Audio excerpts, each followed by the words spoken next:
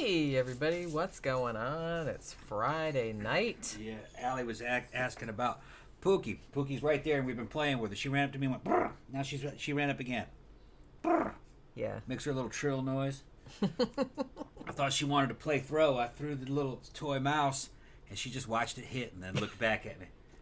And wagged her tail like, yeah, you threw the shit out of that. Yeah, you threw it. You threw it. A good job. You know, and she's not going to catch it. I did it again twice, and she just watched it hit and just looked at me and goes, yeah. She has to be in the proper frame of mind for throw. Yeah. She was asking me to throw it, though. I could tell by her face. She just wanted to see me throw it. Yeah. You know, she didn't want to catch it. She just wanted to see me throw it. She's like, I'm too lazy to catch it. Yeah. I just want you to throw it, and I'll just watch it hit the ground. Yeah, she's got me trained. Yeah. She's like, you did a good job. Oh, she totally does. She's like, you did a good job. She knows exactly what'll piss me off. She'll run up and fucking start pulling on the damn shades. Because she knows I'll get up and stop her, and it'll start a wrestling match. I got holes in the damn shades where her claws went through it. Because she knows it's loud. Yeah, she knows it's loud. She shakes it. She looks back at me like, I'm not supposed to be doing it, but I'm doing it. I'm running up. Hey, come get me, come get me. She's, you know, she's fucking funny, man. And what's funny about her is that the worst thing you can do to her is blow on her. If you blow on her, she screams. It's like you're throwing boiling water on her. She just, no. And you just going like that. She's, oh, no. I hate it. And if you have a hold of her while you're blowing on her, it's even worse because she can't get away. I think that's why she hates that ceiling fan so much like when you turn the ceiling fan. It's like, it's killing me. Oh, my God. I know. You just like blow on her. It's just like that. It's like that demon from Exorcist. It burns when they throw the holy water on it, you know. Danny Rolling asks, is that a wig or did you dye your hair? Yeah, it's a wig. I've had this wig for a long time. I just haven't worn it in a long time because it's long and it's like, you know, it's kind of hot. You know, I mean, we're going out after. I don't think I'm going to wear this one. I think I'm going to wear the shorter one. Because like, if I try to dance to this, it'll get caught in every fucking thing. Yeah. Mango said dogs react the same if you blow on them. Yeah, I don't understand why blowing is such a big You know deal. what she did the other morning? She woke me up at 6 o'clock because I guess she had eaten all her treats that we left for her. And she was mad. And so 6 o'clock in the morning, I hear boom, thump, thump, thump. Yeah. So I think she got up on your side of the bed and like threw something off or something. I don't know what she did, but it was loud. The worst thing you could ever do to her is to grab her back leg and blow on her foot, on the pad of her foot. She fucking loses it. She can't believe it that you did it. And she tries to get away, but when you let go of her, she runs and then comes right back and falls on the ground. Like, do it again. Yeah. It's just fucking funny, man. Well, she kind of does. It's like a weird little game she plays. It's like she'll jump up on the bed and then like she lays like that with like her little feet sticking out the back. Tempting you to grab them because she knows that daddy will grab them. Yeah. And then she's like, stop it. And she'll like tuck him in. And then she gets mad and runs away, but then she comes back and does it again. Yeah. Footsie games. Don't grab my feet game. Yeah, like a little kid. She is like a little child. Yeah. All right. So we're just sitting here on a Friday, warming everybody up Friday for a night out. We're gonna go out to the club and go to Mannequins. Yeah, drinking lemonade and whipped cream vodka from Pinnacle. Yummy. And it tastes just like lemon icebox pie or key lime pie, like that. Yeah. It's just like. Gramthars says Robert Eggers is in discussion to direct the next Thor movie. Another great indie filmmaker going lamestream. Like, I get it. Like, you know, I'm sure like the money's nice, but man, Robert Eggers movies are so cool, and it's like they're so weird. And I just kind of hate it when they always get like a weird filmmaker like that, and they're like, "Here, make this Marvel movie or whatever." Is Thor Marvel or DC? I don't know. I don't even remember. Marvel. Yeah, Marvel movies are getting bad. I think, you know, I never really liked them to begin with, but they're getting more and more generic. Although I heard Doctor Strange was pretty good. Yeah, everybody was talking about that because they said it was almost like a horror movie. Like I said, I like that Doctor Strange character. I like Benedict Cumberbatch. Evidently, Moon Knight sucked. I think was it Moon Knight? No, what was it? wasn't Moon. It was the damn I don't know. Morbius. That's what it was. The Oh, vampire right, one right. supposedly sucked. Yeah, it's weird because it's like we saw the trailers for looked that, awesome. and I was like, that looks pretty good. Yeah, it looked awesome in the trailer. And yeah, but then it came out, and everyone was like, meh. Right. So I don't know. Like I said, I haven't seen it, so I can't really like fucking judge. But I kind of think the DC stuff was a little bit better recently. From what I saw. Although I liked the Spider-Verse stuff and that last Spider-Man was pretty good. Yeah, I liked that too. Had Doctor Strange in it and all the old bad guys from the old Tobey Maguire. Had everybody in it. It's like a Spider-Verse type movie. That was really good. All the Spider peeps. Yeah, and the animated Into the Spider-Verse was pretty good. Yeah, I liked that a lot. I like fucking Shazam. And then they say Black Adam is really good. It's supposed to be excellent. I'll rent it when it comes out for rent. I mean, it's out now, but it's $20. You gotta buy it. Yeah, I mean, you gotta wait. If you wait like a few weeks, it'll be down to $5.99 or something. There were guys that I trust, like from off of Midnight's Edge. That Swedish guy, he's got good taste. I like his taste. And he was real skeptical, and he saw it. He loved it. He thought it was great. So The Rock he delivers. I think he produced or helped produce Shazam too. Yeah, and, he was somehow involved. Yeah. So, yeah, Mega said Black Adam is awesome. Yeah, that's what I heard. So I'm going to see that. Yeah, because I really liked Shazam too. I think we saw that in the theater a couple times actually. Yeah. Now, I fucking liked the Joker, even though I've really could only bring myself to watch it once. I think Louis bought me another copy on Blu-ray. I'll see it again soon. That movie's torturous to watch just because that motherfucker's so pitiful. But it was an epic movie. And I was really hoping that new Batman was kind of in that same universe, but it isn't. That was still pretty good, though. It was okay. Yeah. The new Batman was okay. It was just with a different spin on it, a little more primitive, not so technophiliac, which I like that. When Batman's got too much technology, it's just not. It starts to strain credulity, although it is the style, like that. Yeah, I mean, it is a comic book. It is a comic book. Still. But that's that Dark Knight series. I liked it. Matter of fact, I'm in training and putting together my next Bane costume. I posted it. I'm gonna get that Bane mask, and I look better than that shirtless. I don't even need the vest. There's copy vests out there for about $70, but from what I've seen, the quality isn't that good. You really want to get the replica, and they got a woman that makes those replicas, but you're talking several grand. I mean, it's a fucking badass armored vest. I got real vests, real bulletproof vests. They're kind of close to that, but I could probably just go shirtless with his armbands. He was wearing 2 pistol belts, one above the other, which I have one of them. I just got to get another one, and I could do that version of it. There's a bunch of different masks though, ranging in quality. Seems like a lot of them are $20. They were fucking terrible. Then they got $50 ones that are okay. Then there's a $300 one that is a replica. But I'm not gonna spend $300 on a damn mask. Some guys are making them, which maybe I might be able to pull that off, make it out of leather or something. But I don't know. Or either that or get the $50 one, and if there's any problem with it, modify it. Yeah, that might be the best. Probably the best way to do it. Because then you'd at least have like a foundation to work to build on, right? Allie said, Jenny, love your glasses. Thank you very much. Yeah, I was just getting Tom got me those. Yeah, I got her these too, but they're just... Which, like I said, I was skeptical because I was kind of like, well, I don't know if I'm into like those big-ass glasses like that. Man, there's a lot of...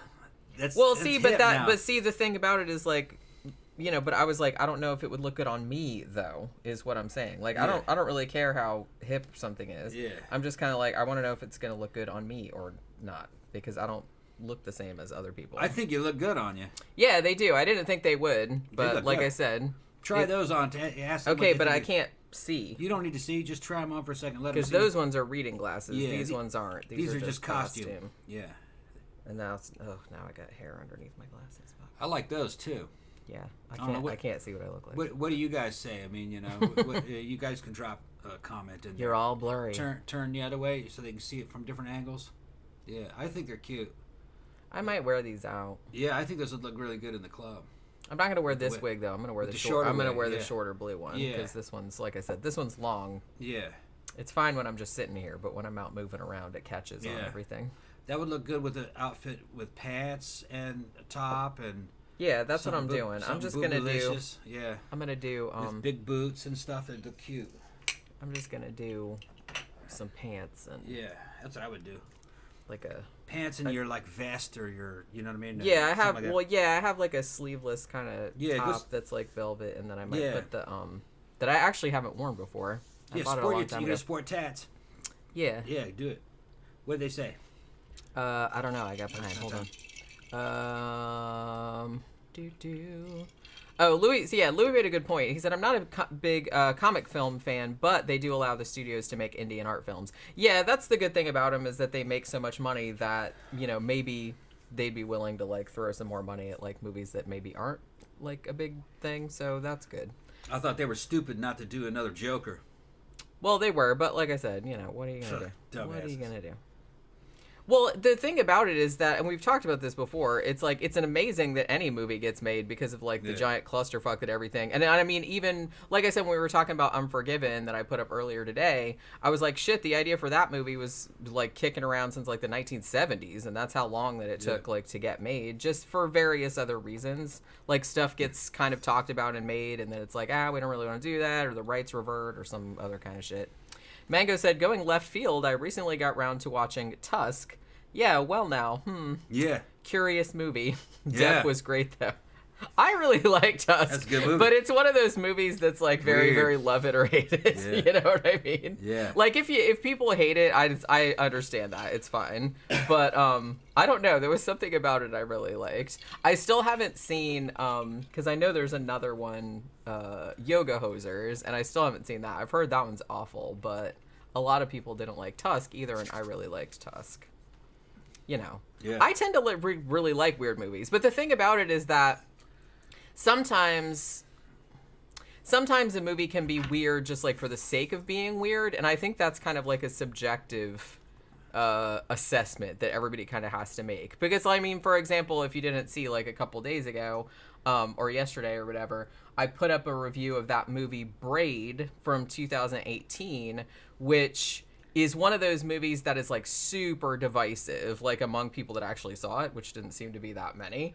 But people either really, really loved it and thought it was a masterpiece, or just thought it was, like, not stupid, but they just thought it was, you know, just a bunch of style over substance, or, you know, weird for the sake of being weird, like, just being acid trippy and, like, nonsensical. But I don't know. I really dug it. But, you know, I can understand, like, people that didn't. Because, you know, like I said, movies are subjective. I like real weird shit like that, but I know some people don't, and I'm not hating. Danny Rowling said Tom dressing up as Nemesis from Resident Evil would be sick. I don't know that character. Yeah, you'd have to look it up. Zach said, I find big 70s type glasses actually look real good on people, so I like it. It depends, because honestly, like, I remember the 70s, and to an extent the early 80s, because if you weren't there, like, the 70s kind of carried over into the early 80s. Yeah, halfway through it. Yeah, pretty much. So some people, like, were wearing the big glasses, and I didn't think they looked very good. I think it depends on the shape of your face. It was the rims that they were wearing back then, and also the outfits they wore along with it. It made them looked bad, and they had bad hair. A lot of people in the 70s had that bad too. Hair. Had bad hair. That too. It all depended on what it was, and a lot of the girls didn't wear makeup, and they were the kind of girl that needed makeup probably. Or it was makeup that was like real cheap, and it was like looking, kind of Soviet looking makeup, fucking bright yeah, because blue. they didn't really have. I mean, I guess they did, but it was like really expensive. But like, I kind of feel like nowadays, you can get like reasonable, good quality cosmetics for not horribly expensive. Yeah. Whereas I don't really know if you could back then. No. I feel like the cheap shit back then like looked like cheap shit. Yeah, it did. Yeah, that's what I'm saying. Like that it's at least from what I remember. It looked like something a little girl would wear today out of one of those little play sets that actually that's probably better now than it used to be. But remember, some of those colors were just garish. Yeah. Garish colors that didn't look good, didn't match. And some women could afford nice stuff, and companies that had decent shading palettes and stuff to choose from, but that's just not, people forget that compared to what you have right now in the 70s and the 80s, the United States would be kind of today considered to be kind of like, if you were to go back in time, it would look like a third world country to you, a developing nation. Because that's the way a developing nation looks now. Well, you didn't have the selection that you had back then. Because yeah. I don't know, like, some people, when it was Halloween, like, people like me that were, like, into goth and stuff like that, you had to stock up. You had because that was the only time that they carried, like, black nail polish, and it was, like, shitty black nail polish, you know what I mean? Yeah. Or, like, any kind of, like, weird colored, eyeshadow or anything red or anything like that. You had to wait, unless you wanted to, like, order it from Manic Panic, like, you could do that. But a lot of times that was kind of, like, pricey. Better product selection, fast delivery, unlimited selection. It's just, and the quality's good for a real low price, and that was unheard of in the 70s and the 80s. Even things that were kind of mediocre looking when you look at them today were expensive back then. Yeah.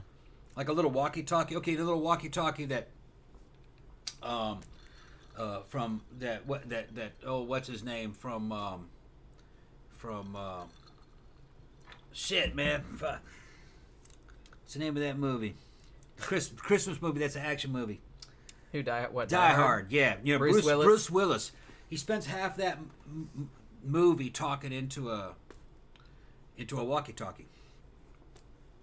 That walkie-talkie, if you can find it, is a collector's item. They didn't sell that many of them, and they were expensive. But guys got rid of them because they went obsolete. They weren't digital; they were transistor, and they had mechanical selections on the top. But because that was featured in that movie so much, it's worth a lot of money now. All right, it was worth a lot back then. That was like something that would probably be like $100-something bucks in 80s money, which that was a lot of money in the 80s, late 80s. Today, you could get a radio that will totally outperform that thing by about 4 times. That's digital for $20. Yeah, $20. That's just far outstrips that $100 radio from back then. And if you were to move that back in time and show them, it's called a radio on a chip. There was no transistors. It's just a chip inside of a body and a battery. You can print them out by the millions. Militaries are using them for little squad radios. They're only like 2-watt radios, but you can get them up to about 10 watts. But that's more than a PRC 77 we used to carry around. Anyway, that little radio can outperform anything that they had back then. For $20, and they would think that was like something from outer space with a digital display and buttons like on a push button phone. Man, we had the numbers back then on little ham radios were dials. You know what I mean? It had like 6 dials, so you could push in. Like remember how the dials that would be like a volume control? Yeah, because they were like that. They had 10 digits, a 0 and a 0 to 9, and that's how you entered in the frequency that you wanted to. Now you just punch in a number and it's displayed on the screen. Just can't believe that technology changed so much in my lifetime. It improved. Yeah, it's crazy. Quickly, and you didn't really notice it at the time. Well, like I said, because we were there for the whole thing. Yeah. It wasn't like we were like in a coma for 30 years and then woke up and be like, what the fuck is all this shit now? Gramthars says, somebody asked me if I had seen The Lobster. I haven't seen it yet, but it's on my list because, I definitely do want to see that. Gramthars says, what are the 3 weirdest movies ever? His picks are Blue Velvet, Koyaanisqatsi, and Tommy. He says, I'm a big fan of The Who, love the songs, but the movie is whack. Honestly, like, Blue Velvet to me, like, I love David Lynch, he's my favorite. Blue Velvet to me doesn't seem that weird. That's like not even David Lynch's weirdest movie. I do like Koyaanisqatsi though, and I think they did another one too. Didn't they do another one? Weirdest movies, Eraserhead. Yeah, I think David Lynch's weirdest movie is probably Eraserhead. Eraserhead. And then, or Inland Empire. Inland Empire is pretty fucking weird too. And then I'm trying to think. It's like, weird movies. I've seen a lot, but it's just kind of like I'm not really sure. Maybe Beyond the Black Rainbow. That was pretty weird. Like I said, Braid was pretty weird. Although it's like that's not even like on the spectrum of the weirdest shit that I've ever seen. I thought Human Centipede was weird and disturbing. Yeah. Yeah. To me, it was just, I don't know. It was a good concept, but it was just like gross. I kind of didn't know I kind of didn't know what to expect. I didn't know it would go that far. You know what I mean? I was like, oh shit. You know, that one fucking bothered me. Yeah. What about Holy Mountain? I remember that one. Oh, that's a weird ass movie. Well, actually, Santa Sangre, that was pretty weird too. The one with no arms, with her son being her arms and stuff. I don't remember that. Oh, I kind of yeah, we reviewed it not too long ago. I kind of remember that. Zach says, have you seen a French thriller called Trouble Every Day? I haven't seen it yet, but that's another one that's on my list. I think they added it to Shudder not too long ago. Pink Flamingos, somebody said. Yeah, I mean, John Waters movies are actually a lot of fun. I don't find them weird necessarily. They're just kind of like trashy and fun and gross. Like, you know what I mean? Yeah. Like Divine eating real dog shit and stuff. Which, you know. Yeah. Oh, Richard Brown said In Fabric. Yeah, that was a weird-ass movie. That was a fantastic movie. I loved In Fabric. But that's kind of like another movie that... Yeah, it's either going to be one of those ones where it's like you watch it, like I watched it and I was just like, yeah, this is a movie just for me. I love this fucking movie. But then I think a lot of people saw it and were like, what the fuck? You know what I mean? It's essentially about, I want to say it's about a haunted dress, but not exactly. You know what I mean? That's kind of like the one sentence like breakdown of it, but it's actually like so much more. And like visually, it's like really... It's awesome. It's almost kind of like a, you know what I mean? It's almost kind of like a Giallo movie. You know? Yeah. Nymphomaniac, Lars von Trier, yeah. There you go. And let's see. They're talking about Lethal Weapon and Die Hard being Christmas movies. They're fighting over it. I mean, it's a suicide movie. I have all of them. They're both good series. But wait a minute, hold on. No, I have all the Lethal Weapons. I don't have all the Die Hards. I think I only have the first two. And I think only the first three are good. If I remember correctly. Everything after that was kind of bullshit. But really, I think only the first one and the second one were real good. I think the third one was just okay. Maybe I don't have that one. But all of the Lethal Weapons were okay. They were all, ranged from good to pretty good. That was more like a buddy flick. Everybody ended up being buddies at the end. I only remember the first one. Even the gangster. Yeah. To be honest with you. They were all right. They were okay. Movies of their time. I don't know what. That's all opinion. I think I liked Beverly Hills Cop 1 and 2 better.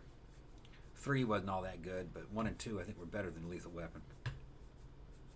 But it kind of had kind of an indie feel to them. Yeah. That I liked, Oscar says, review The Cook, the Thief, His Wife, and Her Lover. Yeah, I've been wanting to do that one for a long time, too. As far as weird movies, House that Jack Built. Yeah, that was pretty weird. Let's see. Somebody's asking fitness questions. Yes. What's the question?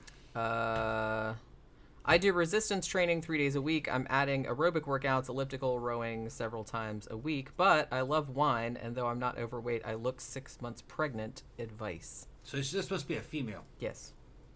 How old is she? I don't know. Because age is a factor. That's true. Yeah. Okay, everything has to do with your age. All right.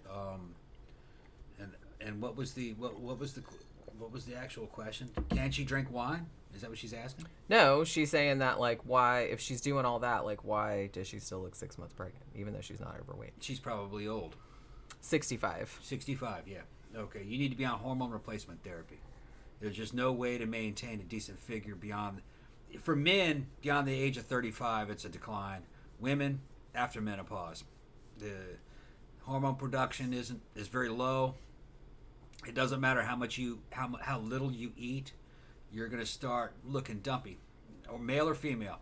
It's good, like especially around the middle, you do kind of like start to gain some. And well, like it's different for everybody, but kind of my grandmother was like really thin her whole life, and actually she didn't start gaining a little bit in her midsection until she was like probably 70. Yeah, well, you know what that is? She's got good genes that allow her to produce a lot of insulin. Right. If you can produce a lot of insulin acts a lot like a steroid. Some guys that are bodybuilders will also add insulin into their steroid fucking regimens, because it helps you get bigger and leaner on top of that steroid stack. People who are East Asian, no, Japanese, Chinese, Korean, they came from empires of rice. Anybody who did not have a good system for producing insulin has long been weeded out of their gene pool. Pretty much, they don't really have diabetes, and they remain pretty thin even on a pretty fat-rich and protein-rich diet. They can remain pretty lean. All right, not Caucasians or African-based people. Our genes are not real good for insulin production. The body's response to high levels of insulin is to, well, have diabetes, 1, and 2, start getting fat. You just can't break down that sugar, so your body just stores it as fat, especially as you get older. So you want to go on hormone replacement. If you're a man, you hit andropause. I hit it late 40s, early 50s. Stress helps accelerate it during that time. Women, when they hit menopause, it's the same thing basically. Your hormone production kind of shuts down, or it's a fraction of what it was. You can start getting fat, unless you have genes that help you produce a lot of insulin, and that'll kind of keep the weight off you for a while. So if you're a woman, you want to take. I'm not a doctor. I'm not giving medical advice, but a doctor would tell you, who is into hormone replacement therapy, to take about 20 milligrams of testosterone a week. Don't fuck with those gels or anything. Fucking inject it. Inject that shit like a man. All right. And then you might want to look into HCG, which is a pituitary gland stimulant. I've done a lot of it. It's fucking great. All right. It alleviates a lot of problems like heartburn and any hormonally problems. Now, in a woman, it can restart your menstrual cycle if you do too much of it. You might want to do the research of how much a woman should take for hormone replacement. And another one that you can take is progesterone. A lot of women, a lot of their system has to do with progesterone. Now, there are some women, progesterone's evidently kind of expensive, depends on what your insurance is like, and if you have a doctor that'll prescribe it. If it's not insured, you can buy it. You can go to what you call a hormone replacement clinic or a hormone therapy clinic near you. Google will point you in that direction. You just go, hormone replacement therapy near me. Google it. It'll show you where they are. See if they're set up for dealing with women. You can learn the ropes there, but the shit's expensive. And eventually what ends up happening is people are in there for about a year or so, and they learn the ropes, and they learn what's normal and what it is they need, and they fucking start finding it a lot cheaper in the black market. But you got to be careful, because you got to make sure that where this is coming from in the black market, that it's really what you're buying, And you say, yeah, that's testosterone, and it turns out it's not really testosterone, it's Dianabol or something. You don't know. So you want to make sure that the source is good. If it's coming from maybe other countries, and it's packaged when you get it, you don't want to get anything that's from a local basement laboratory. You can't, unless you have the kits. They do sell kits to test all the purity of all that stuff. It's just so much easier to buy something that comes from a known laboratory, something with a brand name, like Carl Skoga or something, which is over the counter stuff in certain countries. But there's a weird shit that you can do. If you're going to be on hormone therapy, you're going to be on it for the rest of your life. Coming off of it, you're going to get even fatter. So once you're on, you got to make the commitment to stay on. And if you're on that means you can take steroids. You can jump on and off steroids without having to worry about the negative aspects of steroids. Because there's negative aspects, especially if you're young and you're trying to do this on your own endogenous hormone production. I don't have an endogenous hormone production anymore, so it's all synthetic. All my hormones have been replaced with synthetic alternatives, which are a lot better. All right, steroids in certain doses, at certain types, and in certain regimens, will heal you up and kind of rebuild you quickly. And the cost is pretty low, and it expands your lifespan. You don't die sooner, you die later, because you're avoiding obesity and you're strong enough to fight off disease. You know, there's dudes that are doing what I'm doing, die in their 90s, like Jack LaLanne. They got guys in their 70s that look like they're fucking 50 or 40, you know, or 30, and the dude's 72, you know. But all those celebrities on there, The Rock and Jason Statham and all these guys that these dudes are looking at, none of that's natural. They're doing what I'm doing. Zach says, have you ever seen a 70s British drama called Sunday Bloody Sunday? I have not. I've heard of it, but I haven't seen it. Louis said, Jenny, I really enjoyed your review of The Night Stalker and The Night Strangler. Thank you. I remember seeing those movies as a kid. Those were the days the movie of the week on network TV were really good. Yeah, I kind of feel like most of the stuff from Dan Curtis and, Richard Matheson and all that kind of stuff going on back then, there was some really, really good TV horror, like, in the 70s. I like a lot of those TV horror movies. They were, like, really, really creepy. I'm kind of going to do, like, maybe hopefully if I have time to do it tomorrow, but I'm going to do, like, a nature run amok kind of thing. I'm going to talk about Empire of the Ants and Food of the Gods, and maybe Kingdom of the Spiders, but I'm not really sure. That's if I have time to, like, watch all of them, but... Yeah, I agree with you, Louis. The Lethal Weapon series is better than the Die Hard series. It is. When you talk about the whole series, yeah. Yeah, Lethal Weapon, you can watch, like, all 4 or 5 of those movies, and there isn't a bad movie in there. If I remember correctly, like, only the first 2 or 3 of the Die Hard movies were good. The rest of them were kind of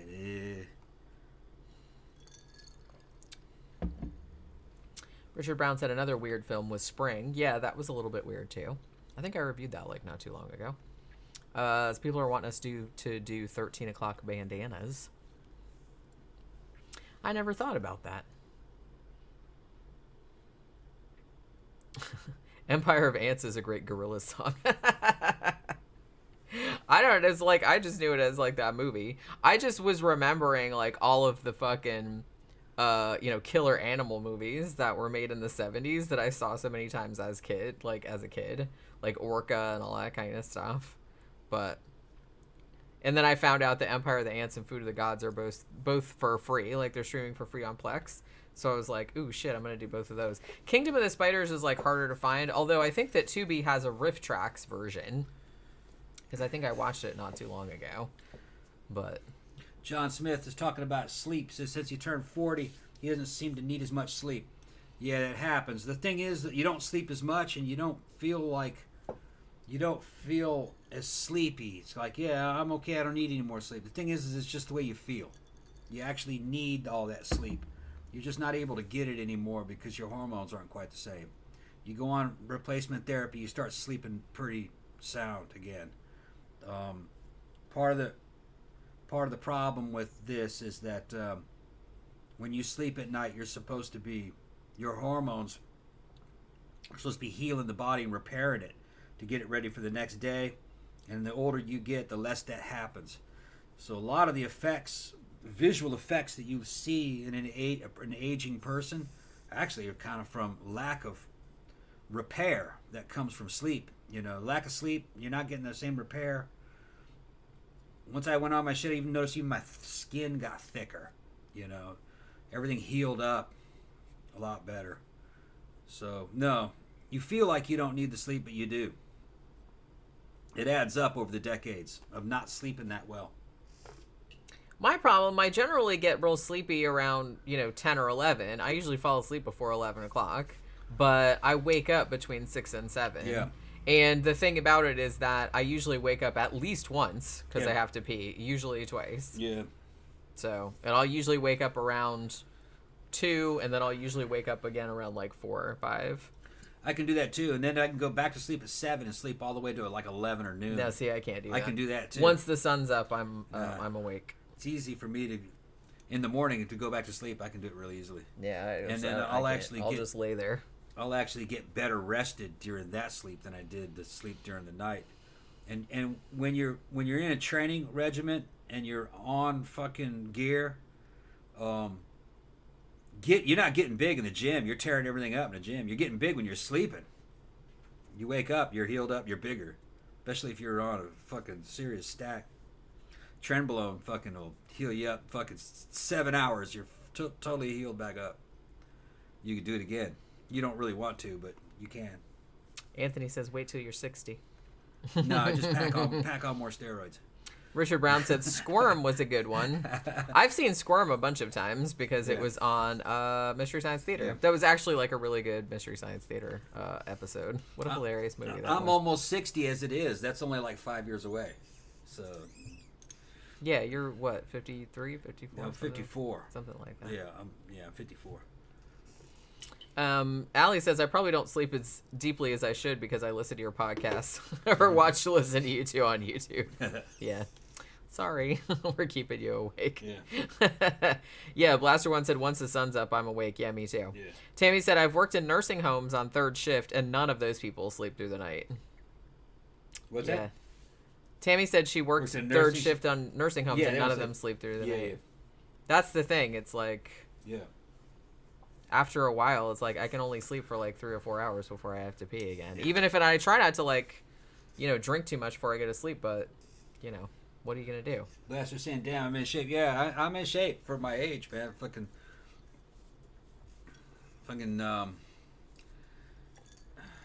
And I built most of this body in under 3 years, wasn't it? Yeah, 18. I've been on gear. I've been on hormone replacement for I think 18 months or 2 years, huh?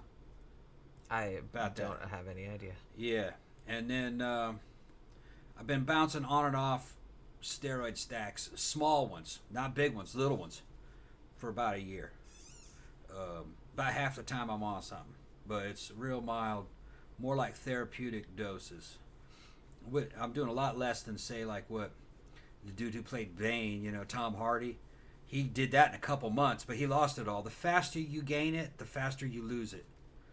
You want to gain slowly over a few years, all based in lifting weights. So you can come off a steroid stack and you'll keep every bit of it, as long as you're running a testosterone base, which helps you maintain it. If I didn't have a testosterone base, I'd lose what I have right now over a period of maybe 2 years. I'd be in there working out and getting smaller because you just don't make enough testosterone. I know what my blood works like. It was only like 150 nanograms per deciliter testosterone. Normal 20-year-old, alpha 20-year-old is about 900. Most of the time on my test base, I'm like 1,200 right now, maybe 1,400. When I'm on a stack, effectively like fucking 3,000 nanograms. I'll be like that for about 6 weeks. When I was on that trend, it felt like I was on like 9,000. It was mind warping. That's how high that test felt. It's not test though. It's just a testosterone-like substance. Steroids are all based on testosterone, but they have a much higher overdose point. You can take a lot of it without blowing yourself up, or losing all your fucking hair, or growing hair out of your back. Which I've started to grow hair in my back, but it's not real thick. But Jenny's got to fucking shave my back now. Turn you into a gorilla. Yeah. Yeah. Honky Kong. That's right. Yeah. Anthony said Wednesday's dance is on a loop. Are you talking about Wednesday, like the character from the show, or what? Yeah, he's talking about that loop of Wednesday dancing. Oh, okay. That's what he's got to be talking about. They're making a They're making a movie. No, Wednesday. it's a series. Oh, it's a series? It's on Netflix. It's called Wednesday. Okay. That's what I was just going to ask. It's like, because I was just reading an article earlier today where they were talking about, it was kind of like one of those list articles about TV shows that were like way bigger hits than anybody expected. And Wednesday is like the latest one of those, apparently. So it looks like right up my alley, but I haven't watched it yet, so I don't know. But I was like, the other stuff that was on there, I know Wednesday was on there. Stranger Things was on there because they said they didn't know like if that Cobra Kai was on there. And I didn't know this was out yet either, but apparently there's also on Netflix, they have that new series 1899, which is the same people that made Dark, which I fucking loved Dark, that German show. And apparently this one is just as like weird and dense and everything like that, and yet it is one of their highest rated shows, so I will probably get around to watching that too. But I do actually kind of want to see Wednesday. It looks fun. Okay, you guys, Isn't it Tim Burton? Yeah, he's a producer on it. And I think he directed a couple episodes, at least what I heard. I wanted to jump in here and tell y'all something that's been going on recently. Part of this has to do with the time of year it is, all right? November, December are real bad for us when it comes to show revenue. But over the past couple years, Jen has kind of lost about half her patrons, patron money. She used to get about $600 a month in Patreon money. Now it's down to about $300. And she's starting to run. She doesn't, it's easier for me to say it because it's not me, but so I'm going to do it for her. She's getting to the point where she tried to compensate for that. You were using ad revenue and opening up new channels, so she's working fucking breakneck speed. And it's not really working out. She's going to have to do one of two things. Either get some more patrons, or she's going to have to get other work online, which would take away from showtime. All right. We don't know exactly how that would. Yeah, I'd have to do a lot less videos. Right. A lot fewer videos. And we might have grammatically correct. We might have to break it back down to only 2 videos a week, maybe. The show, maybe like a sidetrack, maybe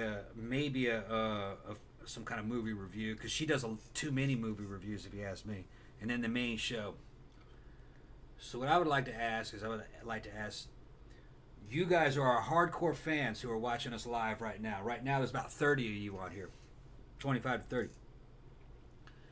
If you guys were to help her out and become patrons, even if only at $5 a month, that would make a big difference for Jen. Or if you're already on there, then it would be good if you could just like share it or tell somebody. But unless you already do that, you know what I mean? Yeah, fucking. You guys have been very good to her and very generous. If you're already pulling weight, don't worry about it. We're just trying to expand. Another thing is that sometimes a patron will make an agreement, but then they change their ATM card or their bank card or their credit card, and they get issued a new one. And the automatic withdrawals, I think, stop working. Yeah, sometimes. So if that may have happened, I'm kind of asking you guys to check and to see if your patronage is still going through, and you can enter in your new card number and get it. So I just wanted to plug Jen, and I plug Jen all the time, but you're so gross. I just wanted to plug Jen's Patreon because over the past couple years, man, it's fucking. It wasn't that bad. We have other income streams, but now we're at a weird point where $200 or $300 makes a big difference. Because because I have I have book sales, which are more or less steady. But I'm getting to a point now where it's like I wish I had time to like write another book, like a new one. Right. But I don't have time. Especially since she had to try to up video production. Yeah. Now she can't write the book. So. Well, I mean, it might be better. Where the money's going to go. It might be better too. Like once, because in case you guys don't know, I mean, I think most of y'all probably know, but I started 2 new channels. I have like another horror channel and a true crime channel, and I can't monetize those until I get 1,000 subscribers. And I think one of them has 400 and something, and then the other one has maybe 300 or almost 400. And so, like, once those are able to get monetized, that might help some. But the thing about it is that if I might have to, like, cut back on those, because as it is, like, we do the streams, we do, like, Haunting Mondays, we do the movie reviews, and then I do 2 movie reviews and a book review on here, and then I also do 2 crime videos a week and 2 horror videos a week over on the other channels. So, I mean, and that's like full time. Yeah. That's like a full time thing. Thank you very much, Jeffrey. Thank you, Jeffy. Jeffy. But that's, yeah, thank you for all the work you guys do. Love your other channels too. Thank you very much. Yeah, and it's like, I kind of feel like, I don't know, I was thinking about this the other day because I got my my crime video was actually supposed to go up yesterday, but it took like way longer than I anticipated. So I actually did get it up, but it went up today.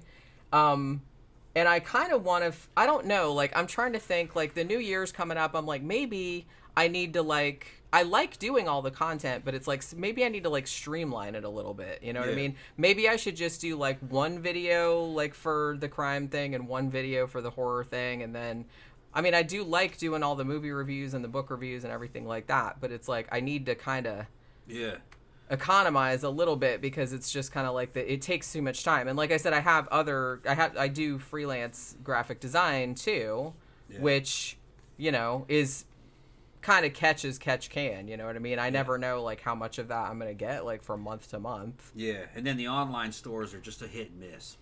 That's just going to, and then recently we've been so busy with a bunch of other stuff.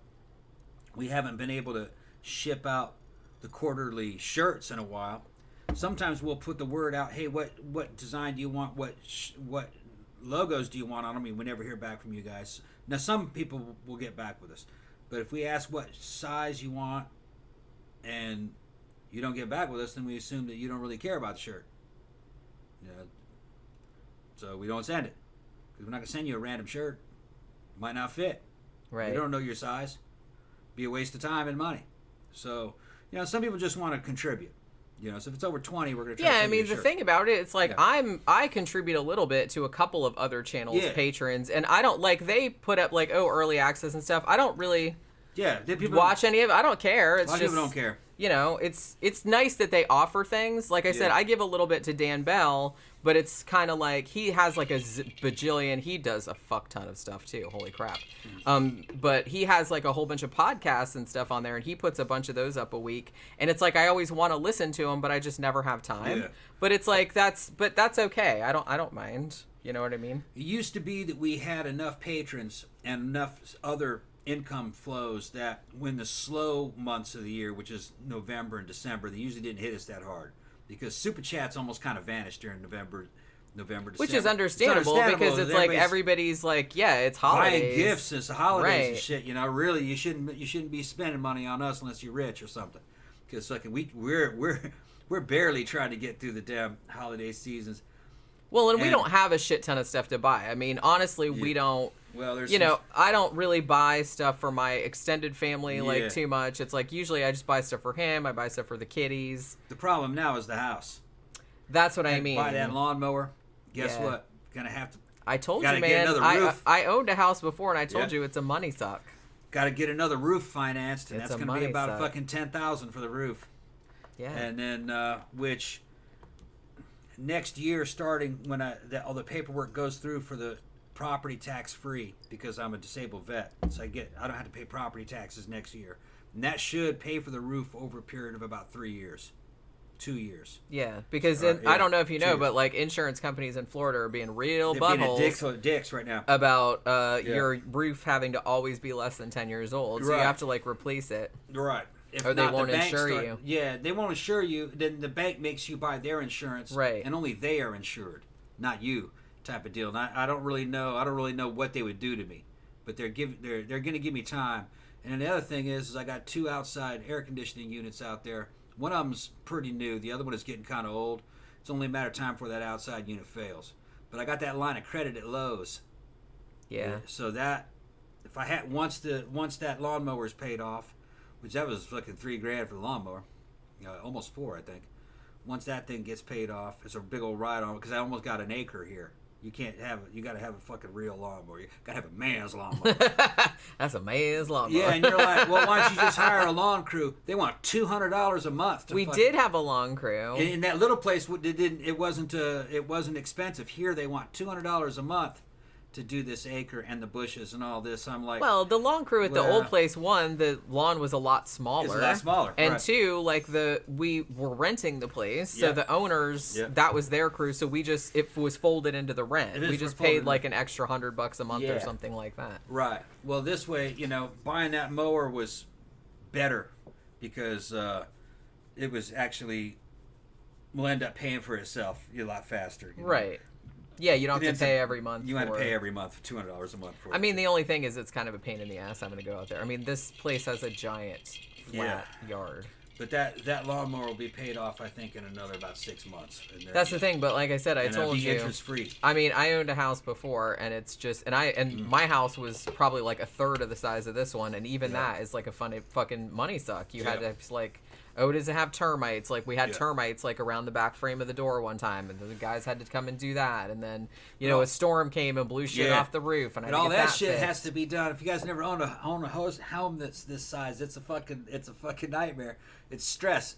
Good thing I'm kind of like a psycho because I don't worry about it all the time. I think a sane person would be worried about it all the time. Well, see, I'm worried about it. Yeah, I do sometimes. When my test level gets low, I start worrying about it. Like, you know what? This bitch is expensive.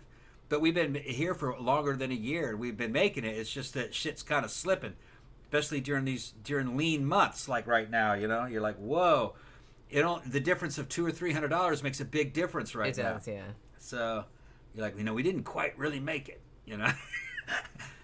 Credit cards helped out a little much. Fucking it's that kind of shit. Well, and honestly, I don't want to encourage you to go into as much credit card debt as I am in. Yeah. But you haven't had a credit card for very long, and I don't think you're seen as a risk. It's like I have like a bajillion credit cards and like all maxed out, and they won't like give me any more as much as I try.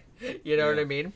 But because they're just like, bitch. I mean, I do pay them. They know how many credit cards you have. I know, but I do pay them like on time and stuff. But still, they're like, girl, what is your deal?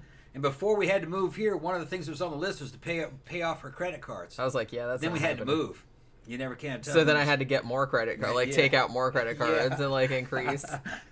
So I had to do that. Like I said, I do pay them. They're not late and stuff like that. I couldn't put her on this deed.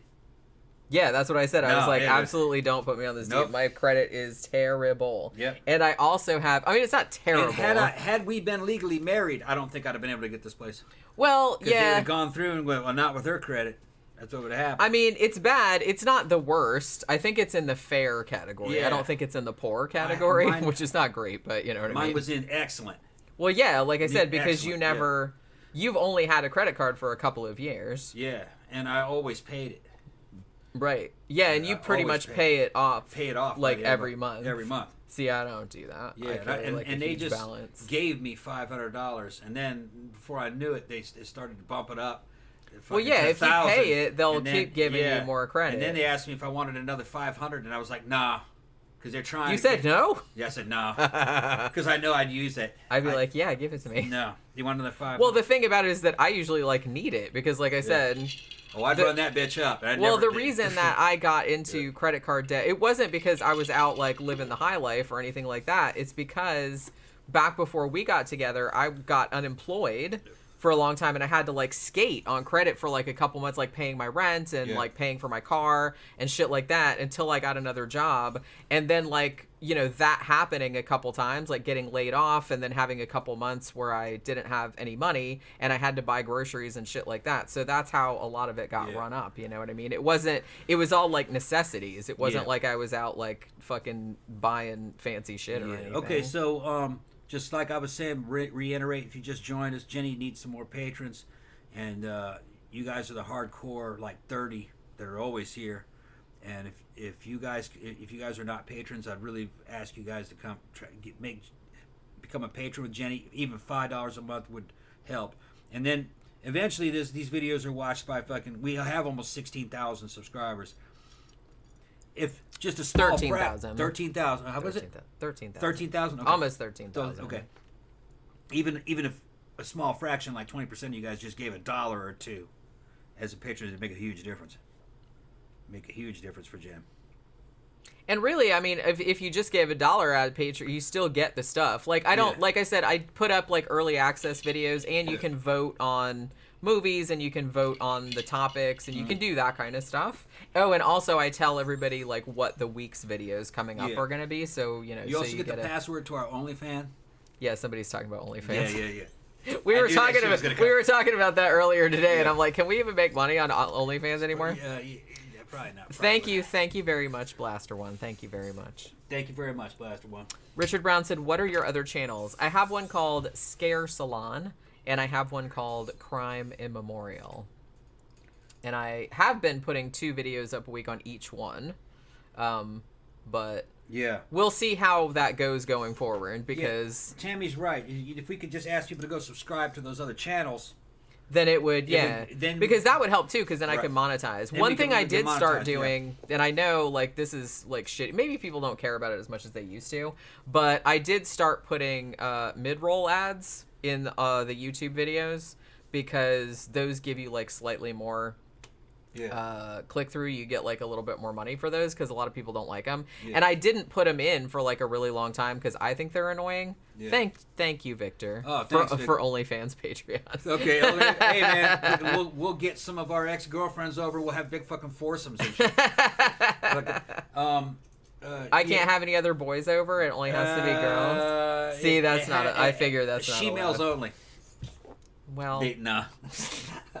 all right. Louis is. Men are very territorial about that kind of stuff. I know, but it's like it's funny the way that's like very dudes will be like, yeah, I can just like hump all the chicks I want, but it's like as soon as their girlfriend is like, hey, can I have a boyfriend over? They're like, no. It's like sexism. I figured that you would probably be that way. Yeah. Louis going. Yeah, Victor said I want to see some goth dudes, right? You might be able to work something out with some I'm dudes just fucking with you, Tom. We'll have, I'm just fucking with you. We'll have Eleta and Tony over. My ex girlfriend and her husband. Her husband that I gave her. I gave her that man. Remember? He gave her that I gave man. her that man. I told her that. Yeah, I gave her that man. But Louis says he count him in too. Well, thanks, Louis. You've been Thank you very much. You've been a great help to the show anyway with all the Blu-rays. I mean, all you guys are. Right. I'm just like I'm always flabbergasted that all you guys just like come and watch us like yapping all the time. Yeah, it's ridiculous. Watching us like drinking and shouting. There have been times I'm so slammed on this show. The next morning I was like, I did that show fucking slammed, man. I can barely remember acting a fool on that. Yeah. Trying to dry hump her and shit on camera. Yeah, I remember that one. And I was just sitting there going, okay. Yeah. And I was drinking back at the Oasis at the biker bar. And then came here and did That's the show. what happened and drinking there. even more. Yeah. And I was fucking loaded. Tom makes all kind of questionable life decisions like that. Yeah. I don't remember having any problem riding a bike back. You know what I mean? Well, that's the thing, you don't remember. But I couldn't remember it. I know. I couldn't remember. I think I forgot. He woke up in the middle of the night and he said to me, it's here. like, I don't remember getting back here. I'm like, well, that makes me feel a whole hell of a lot better. Thank you for telling me that. I was checking my wallet to make sure I didn't leave my ATM card or my credit card at the Oasis. Honestly, I've only ever done that one time. I have a fear of it. I know. But I've done that one time, and it was at iBar. Yeah. So they knew it was me. Yeah. So, so I just, like, I think Lee called me. Yeah. Lee called me and said, Jen, you left your ATM card here last night. And I was like, whoopsie. So I just, I drove down there the next day. Right. People is going over and subscribing to the other channels. Thank you. Yeah. Zach says Tom is a questionable life decision. Yeah. It is. You are, true. Tom. It is true. You are a questionable life decision. It is true. Yeah. That's awesome. That's part of my magnetism. Okay. I was going to say, is that part of your magnetism? Women like a bad boy they can live with somehow. Not so bad they can't live with it, but you know what I mean? Fucking Jenny, she's sick of me a lot of times, but she will admit that I do keep her fucking amused most of the time. Most of the time I keep her amused. She gets mad. I woke her up this morning, pawing at her. She put up with it. Well, I think it was. What time was it? 7. Well, no, it wasn't, because I kind of went like that, and I was like, it was 6:30, and I was like, I was kind of half awake, but then I was like, man, I would have really liked to lay here for another half hour. Yeah. But I was trying to get late. I know. Yeah. I kept trying to scoot over to the side of the bed, stop it. I'm putting them fucking talons in her pulling. Putting her on her like that and pulling her over. And I have to say that bed is really uncomfortable. Yeah, I know. I can't. We gotta get another one eventually. I know, but like I said, we can't afford that shit right now. But and that big old king size thing that we had, that inflatable, it was good, but it was just so old. It was just starting to fucking fall apart. Yeah. Mango said you guys do one of the best shows on YouTube. Oh, really? Thank you. I can't tell. We don't have that many subscribers. But then just like Jenny said, we're like the Velvet Underground of YouTube. Yeah. Like Jenny said, a lot of the shows that we watch, I look and see how many subscribers they have, and they might have less than us. Yeah. We're watching. Thank you, Gramthars. Oh, thanks, Graham. What's up, Money bro? for the jukebox at the Oasis. No Kid Rock songs, please. No, Yeah, we're not gonna do Kid Rock. I got the damn app for the jukebox at the Oasis. He's like all fucking slick over there, I like go at the there, bar, yeah. and he's like, I'm gonna put Yeah. this shit on everything. And then like sometimes like people be over there like yelling at like, why is it playing this? Yeah. I'm putting Rammstein in. What is this German bullshit? Yeah, put some German music in there. And then you can do some fucked up shit, like you can pay a little bit extra to move your song to the front of the line and fuck everybody over, see? That's not nice. Yeah. See, that's Sometimes just you don't have time. money corrupts absolutely. See? Money corrupts people. Yeah, that's right. Victor said, I've been around since 2017. Wow. I think we only started the show in 2016, didn't we? Yeah. Yeah, I think it was maybe summer 2016, summer or something like that. Yeah, we've been on doing this shit a long time. It's funny, we've run into people at the club before I don't even know, and they fucking know us. Remember that one time guy said he was a listener and said he knew all about us. And I realized that, if you stay with us a long time, you know us, and we don't know you. Which is, it's a little bit weird. It's a little weird, yeah. I mean, I get it, because Right, like yeah. I said, we're on here like talking about ourselves all the time. Yeah. So it's like... I felt like I knew Howard Stern. I listened to him every fucking Right, day. exactly. But he So didn't it's know like... me, you know. But see, I'm sure, like, people that are really famous like that, like, obviously you're going to get, like, people walking up to you in the street going, hey, blah, blah, blah, and, like, talking about this and that. Well, and the funny thing, too, is that they probably remember shit that we said on the show a lot better than we remember it. Yeah, they do. So, like, sometimes they'll tell me, they'll be talking to me, like, I know what, and I'm just like, did I talk about that on the show? Like, because we've done so many that it's, like, a lot of times I don't really remember anything specifically. When you host a show, like this, you have to be just open and honest. You cannot be fake. You can't lie. Because if you're around long enough, you'll forget what you lied about. Yeah, it just seems like too much trouble. Too much trouble. And I don't have time for that. I've learned by watching other people who do this kind of shit, it's better to just be who you are. Yeah. You're a lot more interesting if you are who you are, especially if you're funny. You know, if you're funny too, that's even better. We take it. It's serious work to do this. Jen fucking works fucking hard to all the technical behind the scenes stuff. As soon as the camera's rolling, you gotta have fun. You gotta have fun. If you're not having fun doing it, if it's too serious, you'll burn out. Yeah. I mean, and that's the thing, you know, if I talked about other shit that was like more popular or something like that, then yeah, I guess maybe we'd have more subscribers or something like that. But it's like, I don't think it would be any fun for me. I want to talk. You gotta do what you I like. want to talk about cool shit that I like. Yeah. I want to talk about murders and horror movies Look and who it stuff. is. Pookie's back. What's up, Pookie? Hey. Little fat girl. She's not fat. She's turned. You're the only cat that is a turkey. You're just built just like a turkey cat. She's a turkey. Like a turkey cat. Dude, You're built like a turkey. She's like, fuck you, Dad. Yeah. Don't say that. Now she's laying down there with her feet. She's tempting me with her feet. She knows. Right, she's gonna come down here, grab my feet, Grab my feet, throw and this then little she's mouse. gonna get mad. Yeah, and then if I'll get mad do if you it. blow on them. You know, she's rough. She loves to be rough. Yeah, she's a little tomboy. Yeah, she likes to wrestle and fight and wants you to chase her, wants you to follow her. She'll go, meow, meow, and then she'll leave the room and she'll look over her shoulder. Come on. Are you coming? Yeah, she'll take you someplace. Let's go. Yeah, and then you follow her, and she's happy that you're following her, and she'll fucking take you in a fucking pattern everywhere, and then she'll lay down and look at you, pet me. So this is what this is about, you know? Yeah, pet. Just funny. Yeah, she's always wanting something. Yeah. Just And yelling. she gets bored and makes shit up. Let me go get you some more. Man, last night she was in the bedroom and she came in there and we were watching. What the fuck was I watching? I think I was watching Mystery Science Theater or something. Because Tubi has all the shorts, like as little episodes, and I was like, this is delightful. So I was watching that, and she comes in the bedroom, and she wants to go in the closet. She wants to go in the closet because she wants to tear up Tom's boots. But Tom does not want her to tear up the boots, so he keeps the closet door closed all the time so she doesn't get in there and tear them up. Because the second he turns his head, she kind of looks, is like, is he looking? No. And then she's like, like she gets in there and does it. But sometimes, like when we're in the room at night, she will just like sit there in front of the closet door and she'll stare at us really intensely and just keep yelling and yelling and yelling and yelling. And finally, you're just kind of like, fine. And you just open it. And then she runs in there and like runs around, but you have to like watch her because otherwise she'll tear the boots up. And if you're watching her, she's like, oh, you're ruining it for me. And then she like runs out again. She's like, fuck that. It's not any fun if you're going to supervise me. So, you know, she's like a little child. She's really, really smart too. Really smart. Oh, you know what she did the other day? This just shows like how smart she is. She's devious. So we have these little, I guess, are they Shiba? I guess they're Shiba. And they're like these little meat, they're like treats, but they're like a little meat stick. So it's just kind of like all meat and it's like, you know, a stick in a stick form.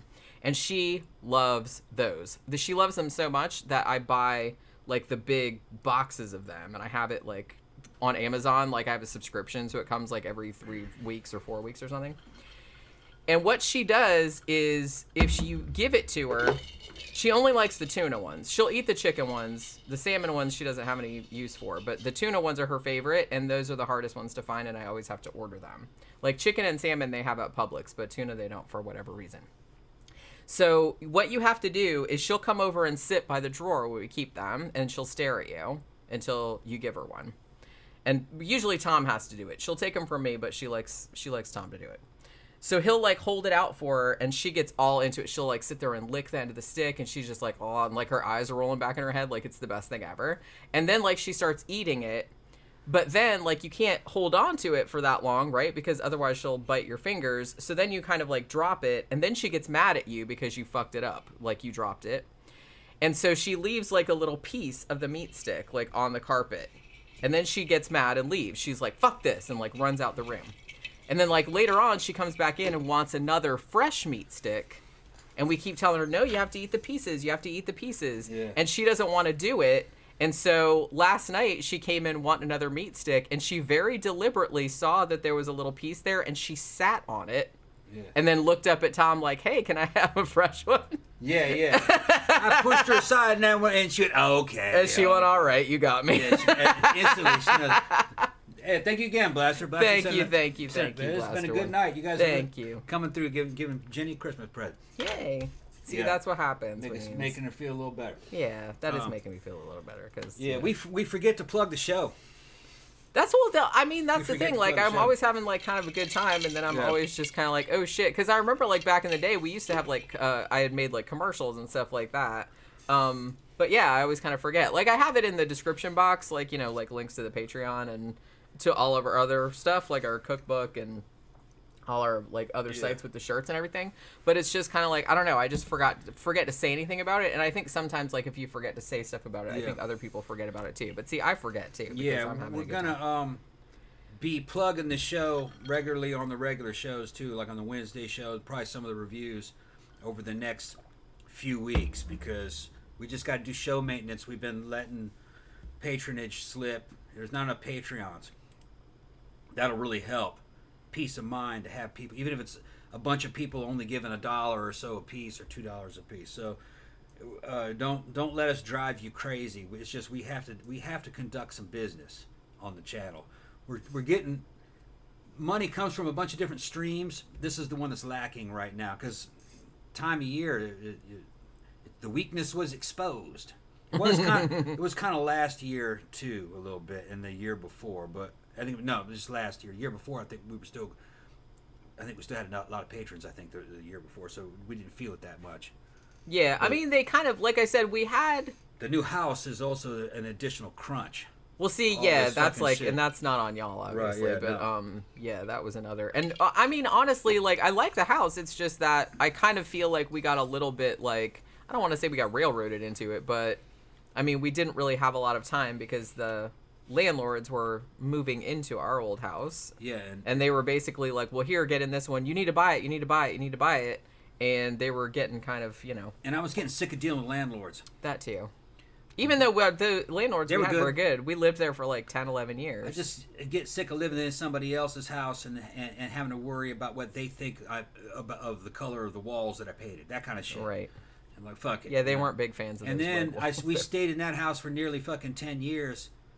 And we would have had a lot of equity in that house with what we paid for that. It was more than 10 years, I think. No, it was about 10 years. 10, 11 years, somewhere around there. Had I been paying on a mortgage, I'd have had plenty of equity in that house at that time. Well, yeah, it would have been almost half paid off, probably. Yeah. Or 1/3 maybe. Yeah. So I'm like, I don't want to do that again because 10 years goes by before you know it. Especially when you're our age. Yeah. So it was kind of a no-brainer. And the kind of like management firm that they use says, no, we can get you in there. Fucking, and they told me what to do with my credit and all the paperwork and shit, and I got in here. So I'm happy to get in here because I think that's when all this BlackRock stuff happened, where they started buying up everything. I'm happy to own a house. It's real hard to buy one here now because people are moving here. So theoretically, I might be able to flip this house in a while. Yeah, maybe make money on it. Yeah, we'll see. I mean, hopefully. Yeah. I don't look at it that way. Just you can't count on anything. I don't count on anything. Just ooh, everything like slowed down there for a second. That was weird. I've never seen that happen before. What slowed down? It just like on the screen, it just kind of went okay. ooh, like slow mo for a second. Okay. It was really weird. I never saw it happen before. It didn't look like the stream didn't cut out or anything, but. Victor said, I used to listen to y'all while I delivered pizza on the weekends while I was in nursing school. Oh, really? That's really cool. Richard Brown said, I really enjoyed your review of The Tenant. Yeah, that's going back a long way, too. Yeah, I love that fucking movie. Mango said, the shows are always fun and they always sidetrack, which adds to it. Yeah, I kind of feel like... That's a mixed bag. Some people fucking want me off the show because I do that. Yeah, man, he's not adding anything to the show. Get that motherfucker off there. Well, and I admit I get frustrated too sometimes. Well, that was I think one of the main reasons why we started doing a sidetrack show, because I was like, let's just do a show that's all sidetrack, so we don't have to worry about, and then I won't get upset about it. But it still doesn't. We still do sidetracks on the regular shows anyway, because we can't help ourselves. Victor said there used to be close to 100 people in here when the show was on Saturday nights. Yeah, that's true. Yeah. I wonder, should we go? I don't know. It's like it's really. We have to have it to where we can move it to Friday or Saturday. That might make more sense. Yeah, because sometimes we like to go out on a Saturday, see? Well, yeah, that's initially why we moved it, because, because I liked going out on Saturday. But now it seems like now that we go to Mannequins more often than we go to the other place, usually now we go out on Fridays because Friday nights are better at Mannequins. We can move this to... I mean, we'll see. Like I said, it's New Year's coming up, so I might, like, change some stuff around. Yeah. You know what I mean? Like, just to make stuff easier and more streamlined, maybe. We wanted to do some stuff that involved going outside. Yeah, we were talking about that too, like field type stuff. Right. Like when we have money. Yeah, the problem is that the show isn't making enough income yet. But if it turns around in the next couple months and everything goes well, we might be able to do that maybe once a month, maybe. That's kind of what we were thinking. Yeah, like maybe in the new year, like maybe we'll go like on a field trip. Yeah. Like once every month. Go look at some haunted place or look at some crime scene or something. Yeah, that's so like still along the lines of the show. Yeah. But you know what I mean, or a horror movie location or something like that. I don't know, because I feel like a lot of people like those, and that'd be fun because it'd get us out of the fucking house too. Gramthars said, I started watching early during the pandemic when there wasn't shit to do and couldn't leave the house. Y'all were a ray of sunshine when not much else was. Thank you. Yeah, I mean we do try to like keep it fun, Louis said, I think my favorite retrospective is the Legend of Hell House episode. Oh, yeah. That was one of the first ones we did. Yeah. That's actually one of my favorite movies from the 1970s. I love fucking Legend back when of the Hell show House. was just a slideshow. Yeah, when nobody even saw our little faces. You guys don't realize how labor intensive that was to do a slideshow. That drove her crazy. Yeah, it took forever. Took forever. Well, that's kind of like why we only did 1 or 2 shows a week back then, because just doing that like took so long. Because having to find like all those pictures for however many hours it was. Doing it live was more natural for me. Gramthars knows, he was in the drama program with me when we were in high school. Going live is a lot normal for me, and then audience interaction in the chat room, it fucking helps a lot. Does, yeah. Because you know who you're talking to, you know what the mood is, you know how people are responding. And people can ask you questions in real time, and it's just like, so you always have that interactive element. Yeah, and having regulars, and to our regulars, most of you guys in there are regulars right now, having regulars is a big help to the show. Oh yeah, big time. Because we can monitor, it's kind of like having a feeler in the waters to test the temperature and the speed of the stream type of deal. You know how you're doing based on how your regulars are reacting. and how many of them are showing up. Yeah. Ben says, visit haunted crime scenes where they filmed movies. Yeah, if we could find some place like that. Yeah, there might be one in our state.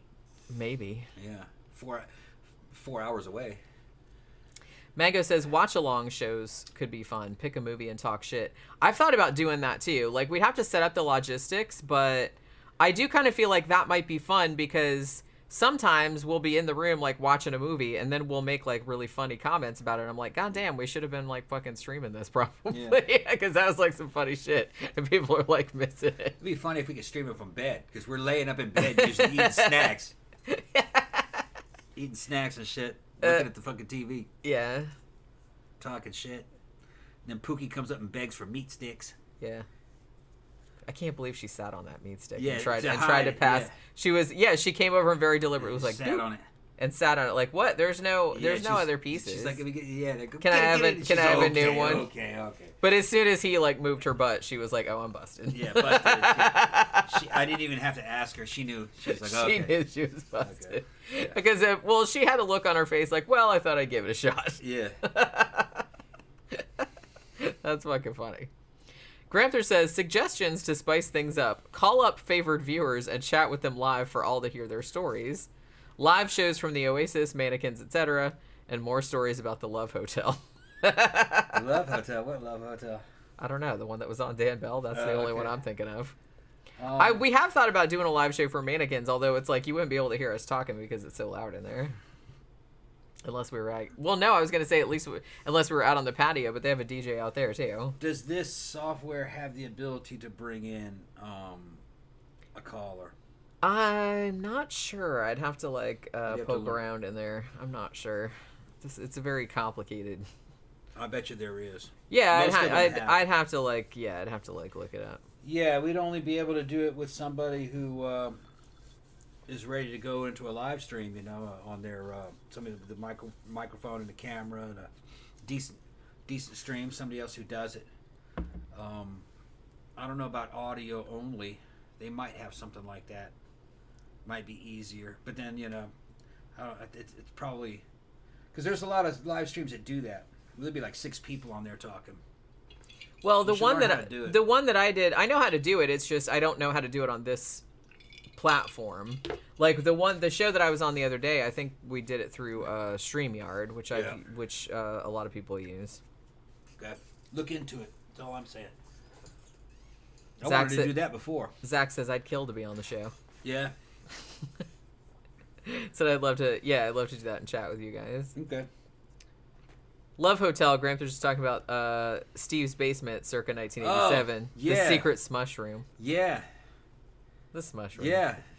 Celebrities went through that bitch. They had Mary Lynn up in there, Heidi, Tara. Oh shit. That one girl I stole from Steve. Well, I didn't really steal from her. She broke up with him, but then I scooped her. Cheryl, the nurse. Cheryl, she's a nurse now. Cheryl Rumillard. Gene Petrowski. Tore them all up. That's what it is in high school, man. And they were all cool. Those were all cool kind of goth punk rock girls. Just you and me, yeah. And back in those days, you could. There's no big deal to date like 3 girls at once. Well, it's not a big deal as long as they all know. They all knew, yeah. You take one out, and then you take the other one out the next weekend, and you go back to the other one. You weren't going steady. Well, yeah, I think that's kind of like the thing that you do. Like I said, unless you're going around telling everybody, oh, you're the only one for me, and I'm not seeing anybody, but you're lying to them. That's where I have an issue. I don't have an issue about that. No, you go to a Chinese restaurant with them and fucking eat Chinese food, and then go see a movie, or go fucking park out on fucking Groseal. Remember, Groseal? Go across the fucking bit. And they had a fucking lovers laying down there. I think it was Groseal. I think that was the name of the place. And having lovers laying down in there, fucking teenagers make it out in the cars, and you pull in, there'd be 9 cars in there. Half of them bouncing. Up and down on the fucking suspension. It's like shit from like the 1950s. Yeah. And the 60s. And then the Zodiac would come and get you. Yeah, it was all good though, man. Gramthars remembers it. Gramthars remembers it. It was funny, fucking. take a girl out one weekend, and then my buddy Steve would take her out the next weekend, and I'd take the one he had the day before. We were just swapping them off. It's like, fuck it, we're all going to go out together. And, you know, he'd be in the front seat with his girlfriend. I'd be in the back seat with my girlfriend. They were all our girlfriends, though, because we did dating them all. You know what I mean? In our little circle. So I guess it'd been weird today. Looking back on it, it kind of was. But like I said, they weren't girlfriends. They were friends. Yeah, that's what I mean. I don't really think it was that. Yeah, we weren't going steady. We were just dating them. And making out with them and doing stuff with them. Yeah. Yeah. I mean, I thought that was, like, pretty much... Yeah, I think it's pretty basic. Yeah, that's usually what was going on. Yeah, and, like, half of them were virgins still. But you were messing around, doing all kinds of stuff, getting head and shit. Making out. Everything but. Everything but, yeah. Sometimes you get to do the butt, too. Well, yeah, that's called the loophole. The loophole. There's a loophole. The loophole. Oh, butt stuff doesn't count. Yeah. Zach says, by the way, I'd love to see you review Women in Love, the Ken Russell movie. Huge influence in the style of filmmaking I want to do someday. That's the one with the Oliver Reed naked wrestling scene, yes? Yeah. I remember really liking that movie, but it's not necessarily just because of that, but I just remember it being a good movie. Actually, I was just watching something the other day. What the fuck was I watching? Where they were talking about that scene. Oh, I think I was watching a documentary. That's what it was, because I remember when we did that show about video nasties like a couple weeks back. Yeah. I was watching a documentary about like British film censorship, and they were talking about Ken Russell because he got into a lot of trouble with his movie The Devils, like with all the stuff about the nuns and the Jesus statue, like fucking the Jesus statue or whatever. Yeah, yeah. And then they were talking about Women in Love, and they were talking about that famous scene, the one scene that everybody remembers with Oliver Reed and who was the other actor? I can't remember now. But where they were doing that whole like naked homoerotic wrestling thing that went on for went on for like a really, really long time. Alan Bates, that's right. Yeah. Thank you, Richard. I didn't see the movie, but I saw clips of that scene, and I was going, look at Oliver Reed, fucking his naked ass wrestling with that man in front of the fucking... Zach, you'd have loved it, bro. Wrestling with him in front of the fucking... I love Oliver Reed. He's so entertaining. And they're obviously bullshitting. His fucking look on his face and shit. It's a good movie. It's a good movie. Gramthars said, I could call in with crazy cop stories. Yeah, that would actually be pretty cool. Responding to an execution-style homicide, being the target of armed militia types, working the streets of Detroit, stories of stepping in blood and teeth. Yeah. See? You should write a book. He said earlier, and I forgot to mention it to you, that Beverly Hills Cop 4 was filming in Detroit. Oh, really? Okay. Yes. So now you know. Good. Yeah, hopefully it'll go to Netflix. I imagine. Or Amazon or something. Blaster One, yeah, it's crazy. There are some channels that put up crap and they're getting millions of views. I mean, that kind of bums me out sometimes, but I don't know. Then again, like, there's some channels that I really like that have, like, a lot of views, too, so I'm not gonna... But it does seem like stupid stuff does get kind of, like, a lot. But, you know, sometimes I go on a channel and I'm like, wow, this is actually, like, really well-produced and, like, intelligent and stuff, and I'm always, like, surprised that it has as many. That it has as many, because usually I'm always kind of like thinking, oh, it's just stupid shit that people like, but not necessarily that has like millions of stuff, because it's, I don't know so much about you. What? I don't understand what you're saying. Well, no, I'm just saying that sometimes I kind of feel like the overarching or the general idea is that channels that are just like stupid get more subscribers and more views. Do, yeah. Sometimes they do, but like I said, a lot of times though, sometimes I'll find a video that's actually like really intelligent and well reasoned and stuff like that, and the channel actually has like millions of subscribers, and I'm like, oh well, that makes me feel better, because I would have thought, oh, it's just stupid shit that gets. That's what I was saying. Look at PewDiePie. He was fucking making almost $1 million a month. I don't even know if he's still around. Yeah, I don't know. And it was just silly shit. What did he do even? He started off like, I know who it is, but I never watched his stuff. The channel started off as just him. Was it gaming? Gaming. Oh, okay. Started off with him just gaming. So I'm not as dumb as I thought. And he would just game and say shit. He was from Sweden, and he would say funny shit every now and then, and he had pretty good editing skills and good comedic timing, but the material wasn't that special, really. Right. And then it went more into kind of like a little topic, kind of like do the news, and then just bag on other channels. And he had his own fan base, and he would make fun of his fans. He says, "Yes, I have 5 million 12-year-olds." I mean, probably true. Yeah, because he was looking at the algorithm. He was looking at the statistics. There's like 5 million. I mean, which isn't insulting because it's true. He's saying like the average. There's 12 million of them. The average age is 12. It probably skewed so very he's young. like, yes, he's like, I got 5 million 12-year-olds, and then he would make up raps about him kicking the ass of a fucking Indian music channel with 5 million 12-year-olds, with the power of 5 million 12-year-olds and shit like that. I mean, he did have some of the shit was really funny. His raps. You know, I don't know who wrote the rap for him, but it sounded like it was pretty good. Made a rap video. He might have done the rap, but he was in an online war to be #1 biggest channel on YouTube between him and a music channel from India, and I forgot what the name of that channel was. But that war went on for fucking months. The numbers were, he was ahead for a long time. But eventually the Indian music channel won out because it's India. They got a fucking huge population. Yeah. You know. And they don't give a shit about our stuff over here, probably. What's that? They got their own stuff. Yeah, it was Indian music. Right. Like the shit like the shit we listened to at fucking At Fifth Element. At Fifth Element. It's like that. Well, they always have all the TVs, and they have like the YouTube. They have all the YouTube channels of all the Indian music videos, which actually they all sound alike though. Well, I like to watch them though. Mm-hmm. They're good videos. Yeah. They're all like big production numbers. They look very expensive. Yeah. It's all boy girl stuff. Yeah, I'm into it. Singing and the girl's fucking impressed and he's fucking such a man, you know. Such a man. He's such a man, and she's batting her eyes. That's another thing I don't like too. I think too that there's kind of like a lot of channels that are maybe more popular ones that like shit on other channels or just shit on things in general.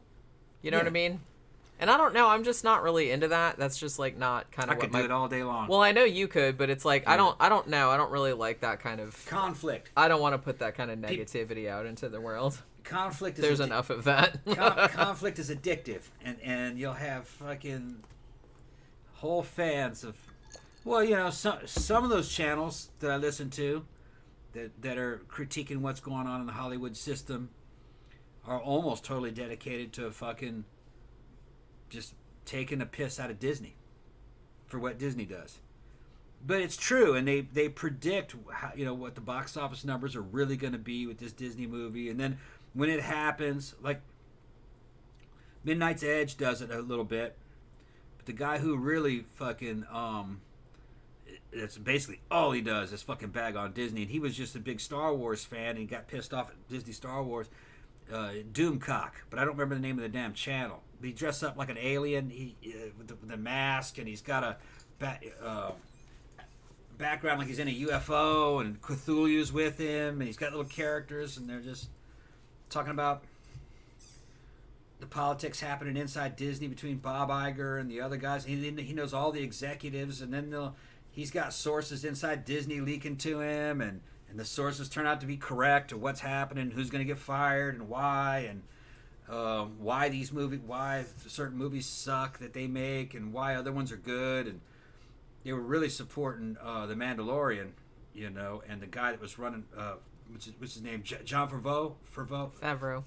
Yeah, they really liked him. That was the guy from Mandalorian. And they were rooting for him, and there were people in the company that was trying to step on his work and try to destroy his work and behind his back. And the disappointment of Boba Fett.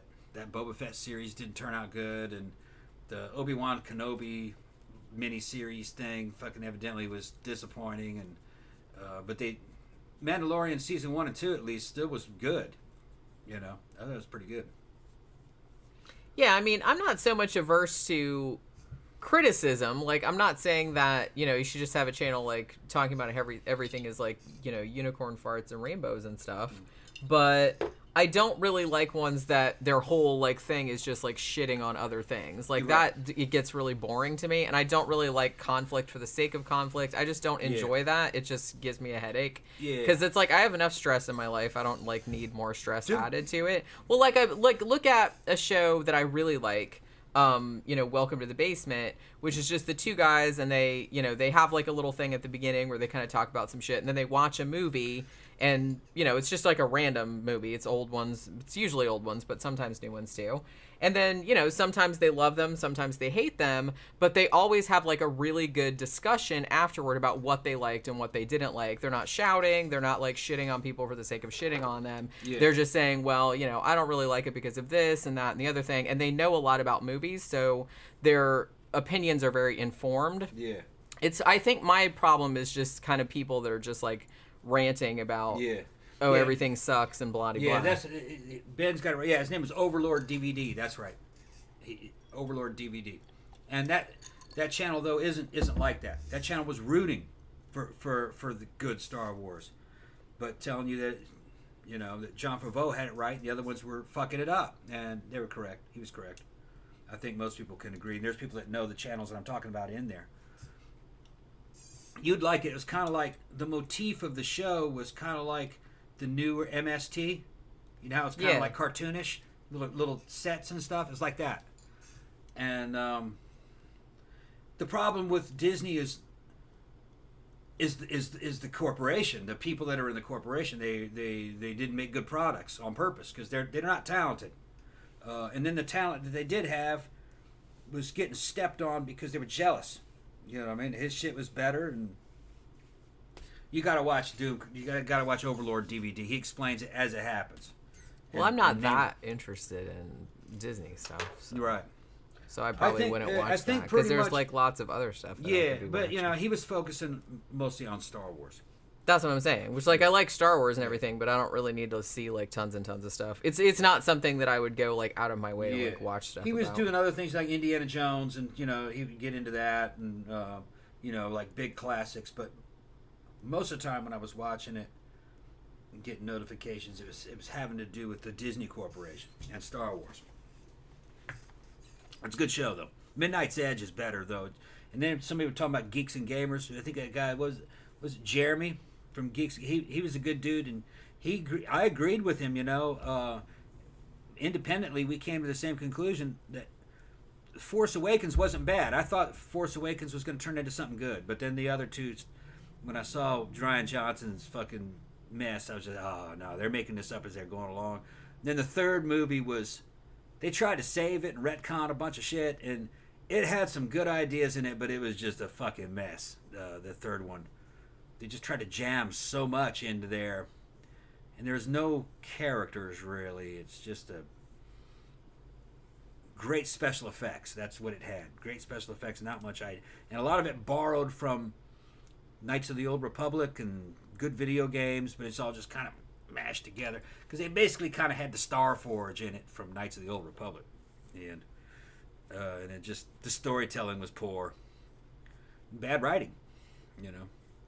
Zach says, Jenny, did you say you liked my story idea, or was that someone else? Yeah, that was me. I really, really like that idea. I actually hope you do it, because remember I said I really, really like anything like that's kind of like true crime sort of, but also set in like kind of academia or like in art kind of situations. I really like that idea. Hugo said, I really liked your Universal Monsters reviews. Universal Monsters have a lot of fans. I think those reviews will generate a lot of likes in the long run. Yeah, probably. I mean, I kind of feel like it's better. I mean, I kind of like doing, I don't know, it's like really hard balance to strike. Usually I just pick random movies like when I'm going through like seeing what's available. I'm like, ooh, I wanted to watch that again, or I've been wanting to see that. And I just pick it without like thinking too much about it. But it does seem to be kind of a sweet spot between older stuff that is beloved, but maybe not as, hasn't been covered by a lot of channels. Because like I said, I feel like we got a lot of traction like early on in the channel's days by covering Logan's Run, which back then didn't really have that many reviews of it. You know what I mean? But it was one of those movies that a lot of people had seen like in the 1970s or saw when they were kids, but there wasn't a lot of other coverage of it. And I think we hit that sweet spot there, but it's really, really hard to get that. Well, we were respectful to that property, and I think a lot of people appreciated that because. Well, I was talking about I was talking about the movie actually, not the series. I talked about the whole property. Yeah, we were respectful of that whole property, and people recently, somebody thanked us for how we treated the TV series saying thank you for not shitting on it because everybody else kind of shits on it. There's I'm no like, well, I reason. wouldn't shit on it. I actually liked it. Yeah, it was good. You know what I mean? For the budget. And the thing about it, I don't really, like I said, I don't like to shit on things across the board, even if I do shit on things, because you guys have seen, like, especially, like, some of my book reviews and stuff like that, like, sometimes I will have to call people out for, like, you know, terrible grammar or something like that, and even then, I just really, really don't like to do it, because I guess as somebody that writes books myself and somebody that makes things, it's like you really, really hate to like pour all of this work into something and then put it out in the world and everybody just shits on it. You know what I mean? So I always kind of like to temper criticism with something good, because it's like I know how that feels, like to put something out and then like everybody just shits on it. But there's a big difference between shitting on the work of one person, okay, who's put a lot into it, right? A small team that's put a lot into it, and say shitting on a huge Star Wars movie. Well, yeah. That was not the product of one person. It was right. the product of a fucking 2 or 3 fighting committees inside of well, and the thing about that, though, is that even if you do shit on it, it's like it's not going to make one goddamn bit of difference. Like, so well, if it makes a lot of money, then they're just going to keep doing it. Yeah. So it's just kind of like, I don't really see the point of it. Well, what it is that you can bemoan the fact that that this is now a totally corporate, soulless property. You know? It's sad. Because they don't have to be. There were other big budget movies that did have souls. Like the Dark Knight series. That was a great series for as many fingers that were in that fucking pie. You know what I mean? As much money was behind that. And the fact that studios fucking tend to meddle in shit, the Dark Knight series is very good because it feels like a unified vision of one storyteller. And the quality is consistently good through every one of those movies. Just gotta say it, you know. Big studios can make coherent, good stories when they want to, or when they're allowed to. Richard Brown also says Hammer Films reviews get a lot of views on other channels. Yeah, I noticed that too. And actually, I've been wanting to do more Hammer films just because I feel like we haven't done that many. And I didn't even think about like more people would watch the Universal Monsters ones. It's just I felt bad because I'm like, man, we need to go back and like do some more old Universal Monsters, or like, you know, movies from the 50s and stuff like that. You know, just because I wanted to do them personally. And kind of the same thing too, like with the Hammer ones. Well, I know we've done a few Hammer movies, but I think we've done Horror of Dracula, Twins of Evil, a couple of other ones. I can't remember. How are we doing on time? We're fine. It's okay. only 7:30. Okay. We're fine. And like I said, I don't You don't have a whole lot to do. No, okay. I just got to change clothes and put a different wig on. Okay. I already did the makeup and shit, so right. That's the longest thing. And I already kind of pretty much know what I'm going to wear, so it's not that big. But yeah, so Gramthars also said you could have weirdos as guests too.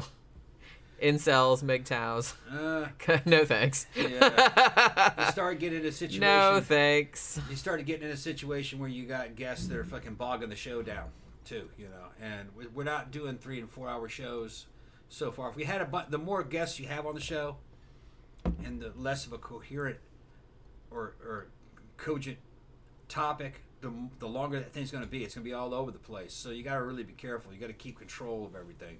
And I kind of feel like, too, sometimes, like, the more guests that you have, like, you're not really getting... I kind of feel like anything over 4 is probably too many. Because then, like, nobody... Like, everybody isn't like, there's always going to be, like, 1 or 2 people that are getting left out or aren't talking as much. Because there's always going to be one in one group that's going to, like, yap and, like, fucking hog all the attention. You know what I mean? The only show I've seen where they have 5 or 6 guys that makes fucking sense is be like Midnight's Edge. Geeks and Gamers can do it. And that's just because they all know each other and they're talking about a subject and they go like a round table and they'll ask, what do you think? What do you think? What do you think? And then they all go, yeah, that's probably what's happening with this. That's why it's taking so long, blah, blah, blah. So, you know, yeah, it's better a if team working on something together. And and if you have kind of like a structure, because I kind of feel like if it's just this amorphous, like you don't have a structure, like everybody's going to be talking over one another, or like I said, one person's going to be hogging, you know, the microphone, and no one else is going to get a word in edgewise, and it's like all that kind of stuff. So you know, yeah, and it usually tends to be a team of guys working on a problem, or trying to answer a question, or trying to figure out why something is turning out a certain way. I'm gonna run So to the they're bathroom. working on something. All right, let me go back and look and see. Okay, go ahead. Jenny going to the restroom. Telling me on that. Yeah, Mangos thinks that he agrees with me that Midnight's Edge is a good channel, maybe the best of its ilk. That's because Midnight's Edge will have guests on that are like right from the horse's mouth. Like when they were talking about Conan, how that property should really kind of be brought back. It was in that damn, what is it? That Howard fucking, what was the name of it? The whole property was kind of in the care of a single man of what was it, Robert E. Howard, I think is what his name was. And it was in some kind of I forgot what they called it. It was like a conservation society type of deal to make sure that his legacy was protected. And they weren't going to pimp Conan out to some fucking bullshit, Google-owned fucking property where they were going to turn Conan into some kind of fucking toxic masculinity, something or other, anything like that. It was going to have to be legitimate Conan material. And evidently and they'd have the guy who was in charge of who owned that property and in charge of protecting Howard's material. And they had him on there as a guest. And that was a great show. And the guy answered a lot of questions. There's not gonna be any second-rate Conan bullshit when it comes to film. It's got to be something first-rate, with a good director, and with a script that is worthy of a Howard book, and that is close to the character from the book. Which the best movie of Conan would be Arnold Schwarzenegger's first one, Conan the Barbarian. The second one isn't that good. It's really not. It's no. kind of a shame because that could have kicked ass. It could have kicked ass, but it didn't. And it's because they didn't have the right writing, and they don't have John Milius. Milius knew how to fucking write a story, and it's actually a self-contained story when all the stuff that was cut out of it is put back in it. And I've seen some deleted scenes that's which explained a lot, like Conan and Subutai talking about the spring wind, and the fucking, which explains a lot about the eye of the serpent that he got from Valeria, and it has to do with reproduction and a man's reproductive years. He's saying, Subutai, why are we in here fighting this war? We could be out, basically being fathers and raising children and having a wife and smelling the spring wind and all this kind of shit. And Subutai basically says, yeah, we could, but that's not for us. I got to look at your ugly ass. That's. It's like, well, gee, thanks. I love you too. That's not for you. That's not for us. I got to look at your ugly face. And Conan was like, yeah, I guess so. I guess so. Sorry. So that kind of it had to do with the eye of the serpent that fucking Valeria took from the fucking serpent temple, which all that shit has to do with Ashura, who is El Shaddai's wife, the fertility goddess. It's the Hera, basically. Another version of Hera, a female goddess. So basically, what you have these warlord dudes stealing feminine power to entrance women, to make a cult of fucking cannibals that living up in a damn mountain. And it's a circular firing squad, and they don't do anything, they don't make anything, they're not productive, they just eat their own, And that's Milius talking about Marxism. That's exactly what he's talking about. Milius was a fucking anti-communist, and he's using all that shit is all symbolic for philosophy. It's a great work of mythology and Nietzschean philosophy. It'd be hard to make a sequel to that, because now what are you going to... There was going to be a trilogy. He said he was going to make 3 of them, but Dino De Laurentiis didn't have the money to do the other 2. They chose a cheaper route. They wanted a PG movie that kids could go see, and they dumbed it down a lot. And then they came out with Conan the Destroyer, which... It's not a bad movie, but it's not a Milius flick. It's not R-rated. It's a kind of like a Conan Marvel comic book, kind of. Although the Conan Marvel comic books, I remember them as a kid being pretty good. With fucking evil monkey men and fucking kind of like orcs and giant lizards and fighting yetis, and Conan was like badass. Michael said, I didn't know there was a huge cult following of bad movies. Yeah. Oh, yeah. Yeah. Well, like I said, I don't think MST3K was completely responsible for that, because I think that existed before them. But I think them being around, like, really helped. And to be honest with you, there's something, like, not all bad movies. Some movies are just bad and, like, boring, and you don't want to sit through them. Yeah. But some movies are bad in a really, really charming way. Yeah. And I would argue, and I don't know, I've never taken, like, a film studies class or anything like that, or, like, gone to filmmaking school. But I would hope that along with showing you all the classic films, I think they should show you bad ones, too. Because a lot of times I think you can learn more about filmmaking watching bad movies than you can watching good ones.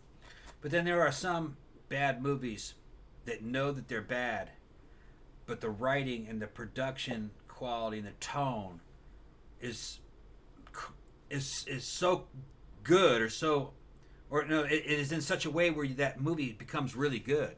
Yeah. Okay. Because it's kind of self-aware. And but see, that can go either way. Like, because sometimes, like I said, then sometimes you have the movies that were made, like, for example, for the Sci-Fi Channel, where it's like they made deliberately bad movies. Yeah. Some of those, like Sharknado and stuff like that, Sharknado was entertaining, although it wasn't as funny as it could have been. I kind of feel like it could have been funnier. Yeah. But okay, you know what I mean? But then other times they made ones, but you could tell they were trying really hard, like, to make a self-aware bad movie, and it's just not as funny to me. For me, it's funnier to me, usually, if they thought they were making a good movie and they fucked it up. Well, you can mock it. That's like Manos, Hands of Fate. Yeah. Manos. They thought they were making a good movie. Okay. And they fucked it up. But the Citizen Kane of bad movies, for me personally, is Velocipaster. Velocipaster is a work of genius. All right, it's a low budget movie that knows what it is. It knows who the audience is, and it is just entertaining as fuck. And it does kind of make fun of itself, but it's just good. And right underneath that, I'd probably put Nazis at the Center of the Earth. That was a lot of fun. Nazis at the Center of the Earth, and what made Nazis at the Center of the Earth great is that as batshit crazy as it was very accurate to German science fiction that the Nazis liked, because they had, they liked, there was German science fiction that they were into, and that's kind of influencing this movie. You just have to see it to understand it. Like, they go to German science fiction talked a lot about Hollow Earth. Okay, that there was another Earth inside the Earth, that you could go on the inner crust, and there was another Earth in there. This is fucking ridiculous, but they had that in German science fiction. Okay, so they're in this movie there is a Hollow Earth, and in there is basically reanimated Joseph Goebbels, fucking Heinrich Himmler's in there, Adolf Hitler's in there, and he's fucking. They got his head, and it's preserved. And it's on a damn robot body. He's a mecha. It's like mecha Hitler. Yeah. And they built a fucking fleet of... It's hilarious. They built a fleet of Vril saucers. It's hilarious. Which they believed in Vril energy. They liked Vril energy. They were looking for Vril energy, evidently. It's hard to say. And making flying saucers, which there is some evidence that some guys in Germany were working on something like a flying saucer. Some say that they did. It was like a helicopter more than anything else, but it's hard to say. It's hard to know what's true. It's been a long time. Well, and yeah, go ahead. I would argue too that I think one of the things that makes Velocipaster like a good bad movie, in the sense that it knows that it's a bad movie. Yeah. But it's not so self-aware. It's not like winking at you. It's not like trying to be cleverer than it is. I think what makes that one work is that it's very earnest. Like, its earnestness comes across as, like, very charming. And like I said, that's really, really hard to pull off. Yeah. And I think that's why a lot of deliberately, like movies that were deliberately made to be bad movies don't work because they're too self-aware. You know, so they're winking at the audience. They're very sarcastic. And it's like, it just comes off as like not, I don't know. There's something like kind of arrogant about it that I don't like. Yeah, that tone is not in this movie, but it does do some of that, but it works. You just have to see the movie. Velocipaster is the best bad movie. If you ask me. At least the best bad movie that was deliberately made to be a bad movie. Yeah. If you're talking about movies like I said, like, you know, Birdemic or The Room or something like that, those are masterpieces. Those people, and Neil Breen's movie, somebody mentioned him. Yeah. Those people that made those actually think they're making good movies. They are just sorely mistaken, and that's what makes them funny. Yeah. Is that they're like just batshit insane. They're wrong, is that they're wrong and they're wrong, just terrible. Yeah. But they're terrible in like a really funny, entertaining way. Yeah. Well, Breen, he has a messiah complex. Yeah, big time. He casts himself in every movie as being the savior of mankind. Uh-huh. He's either basically Jesus or an angelic being or a superior alien or something like that. And all the women love him in the movies. And he's teaching the world how to fucking save itself from itself type of deal. And he has the power to do so. And the women just love him. Okay. But when you look at Neil Breen is a very average man. Yeah. Very average. And he casts these young hotties to just fucking worship him through the whole fucking movie, basically. See, and that will never not be funny to and me. It's hilarious. That's very, very funny. Okay. Because this is obviously... Because it's like very transparent. This is a transparent ego fantasy. Sure. Okay. Yeah. And he's putting this out to the world so you can be a part of his fantasy. That's what I mean. Which is it's kind of like sick. It would. Well, yeah. It's see. kinda sick. Okay. See? Here's the thing. I kind of feel like a lot of people enjoy, like whether they're writers or whatever it is they do. Like everybody enjoys a little ego stroking now and then, right? And it's like you want to write like kind of a fantasy kind of thing where you're putting yourself and you're the hero and shit like that. Like I get that. I don't think I've ever done that, but I know like a lot of people do. So there's nothing wrong with that. I think the problem arises. Thank you very much, Sly. How you been, bro? Oh, thank you. Sorry, I had to go back up because I can't see it yet, which I'm down to the bottom. Yeah. But I think the problem arises when you put it out into the world thinking that it's like good and that everybody's not going to know that that's like what you're doing. I'm like, it's fine if you just keep it for yourself and being like, yeah, I'm awesome. You know what I mean? But he's like, look, I'm awesome. And everybody's like, no, you're really not. Yeah, Neil Breen's one of them. The Filipino guy who did Birdemic and the other one. Where he's James Nyan, I think his name is. Nugent or Nyan. Nyan, I think is how you pronounce it. And his shit is just, man.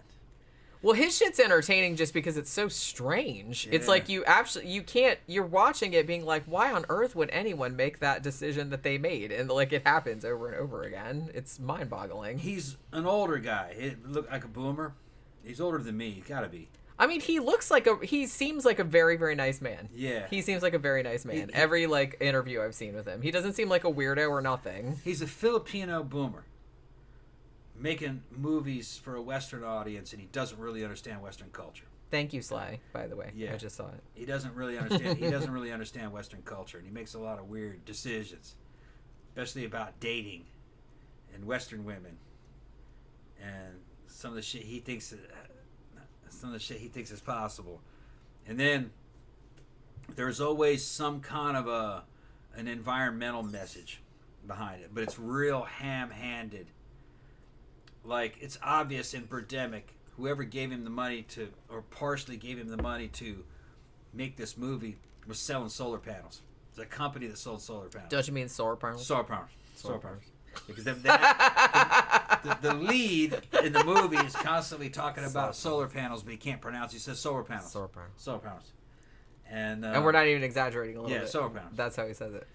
And they mention solar panels regularly. All right, in the fucking movie. But the movie's not about solar panels. The movie is about these birds. It's basically a rip-off on Albert Hitchcock's The Bird. Isn't that what it's called, The Birds? Yeah. Yeah, it's a rip-off of that. Based on a Daphne du Maurier. Yeah, and they're jumping out with fucking AR-15s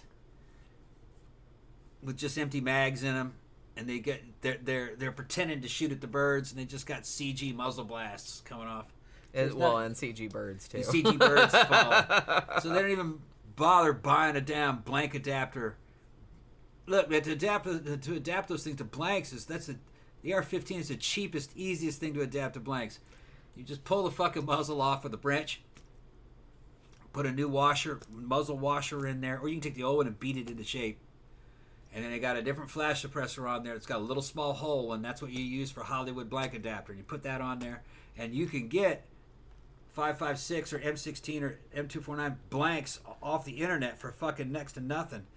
And same magazine and everything. Now, you won't have a full auto trigger package, but it won't matter. You can add full auto sounds, and they can just pull the trigger fast, and the average person wouldn't notice that, hey, there's not enough muzzle blasts coming out of that to match up with the sound, And it wouldn't look like you were really shooting, And there was no reason to even show the birds getting hit. You could show that in a different shot, and then other shots of birds falling on the ground. You don't need it all to be in camera at the same time. But the CG was just fucking ridiculous. Well, I'm over-analyzing this fucking stupid Birdemic movie. I'm telling you, though, that it's like, you really think that they were going to do real muzzle blasts or real birds, when in one of his other movies, which is called Replicas, which is like a sci-fi type movie, they don't even have real backgrounds. They have actors standing in front of a green screen, and then it's like some stock sci-fi-y looking background, and it's very obviously, but like the lighting doesn't match or anything.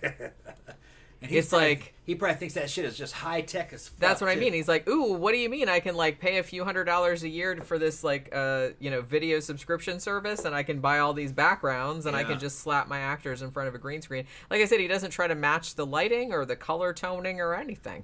Yeah. Like, it's like he doesn't know, I guess, but that's the thing. I think there's more to it than that. I think it's more like he doesn't care. I think it's somehow he's raising money out of it. He's Ed Wooding it somehow. That's what I was just gonna say. Like Ed Wood. I don't know if Ed Wood actually ever really said this, but from the movie Ed Wood that had Johnny Depp in it, where he's like, "No one's gonna notice if the no one will notice." like when Tor Johnson like climbs out of the graves and like the fucking cardboard gravestones are falling over. No one's gonna notice that. He's just trying to pay his rent that month and fucking get some groceries and and party a little bit. That's maybe making money a little bit. No, I'm talking about that's why Ed Wood lived day to day. Victor says, just an idea, but you should revisit your more popular older shows. Yeah, we've been talking about doing that. Actually, we have done it a couple of times. Yeah, we've done the Warrens twice. Yeah. And we just redid Video Nasties, too, because we did that one a long time ago. And he said, I noticed other podcasts doing this. You can read it. Yeah, so we could probably do update stuff. Yeah, we could update stuff. Let me see. I got, like, really behind. Let's see. Yeah, I would have said The Room, and then to talk about Neil Breen. Let's see. Tom and Jenny, how was your holiday? Oh, really good.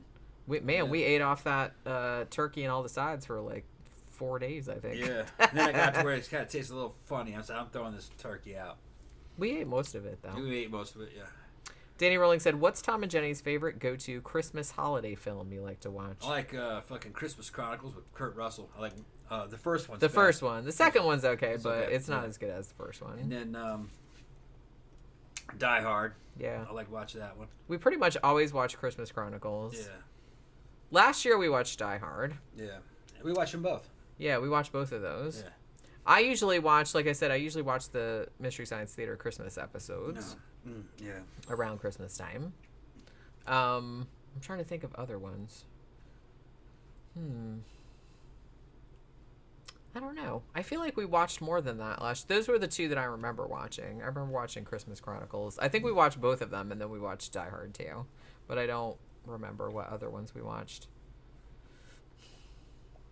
I still kind of like the Christmas specials, like from when I was a kid. Like the Grinch and Frosty the Snowman and shit. I still like those.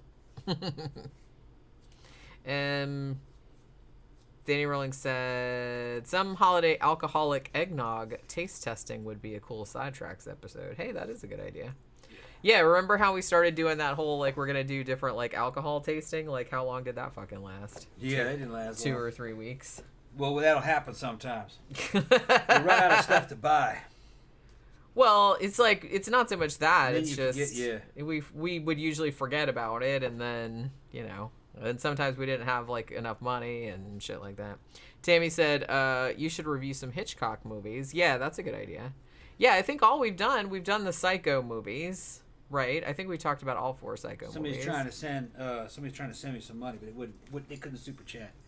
I'm gonna give her my Cash App. Yeah, because you have my Cash Cash App's App, in my other one. I'll send the Cash App in a bit. Let me see. Let me turn this off. Sly said, my go-to is always Christmas Carol, but seems every decade they get darker. Yeah, that's right. Actually, that reminds me, last year I watched Muppet Christmas Carol, because I hadn't seen that in a long time. Usually, I actually kind of I like the George C. Scott one the best, but the Muppet one is good too. Cheryl Mackwood said, I watch Black Christmas and It's a Wonderful Life every year. Weird combo. Yeah, Black Christmas is another good one. I don't think we watched that one last year, but I think we watched it the year before. I want to see Violent Night so bad. It looks awesome. I kind of want to see that too. I love David Harbour. And I've heard that it was pretty badass. They have a new Christmas horror movie out now called Violent Night. About a killer Santa, I think. Does Tom make a special eggnog? No. We usually just buy it. Yeah. I'm not a huge eggnog fan. I can make it, man, but it's, for 1 cup of milk is 1 egg and almost an unbelievable, almost like a fucking 1/3 or a half a cup of sugar in it. And then there's going to be a little bit of vanilla, and then there's going to be nutmeg in it, and then you blend it. It's fucking rich. I think it might even be a half a cup of sugar for a cup of milk. Well, it's basically like drinking melted ice cream. It's ice cream mix, basically. I don't know why. I just never got really... And I love ice cream, and I love all that kind of stuff, but I don't know. I just never really got into eggnog. I can have a little bit, but I don't know. I like it. I know you do.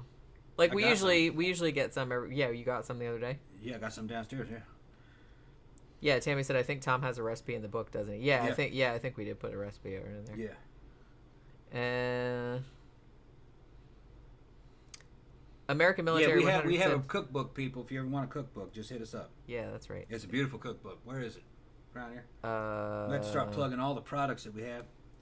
I don't remember where I put it. It's around here somewhere. Don't ask me where shit is. I don't know. Yeah, we sell shit. Well,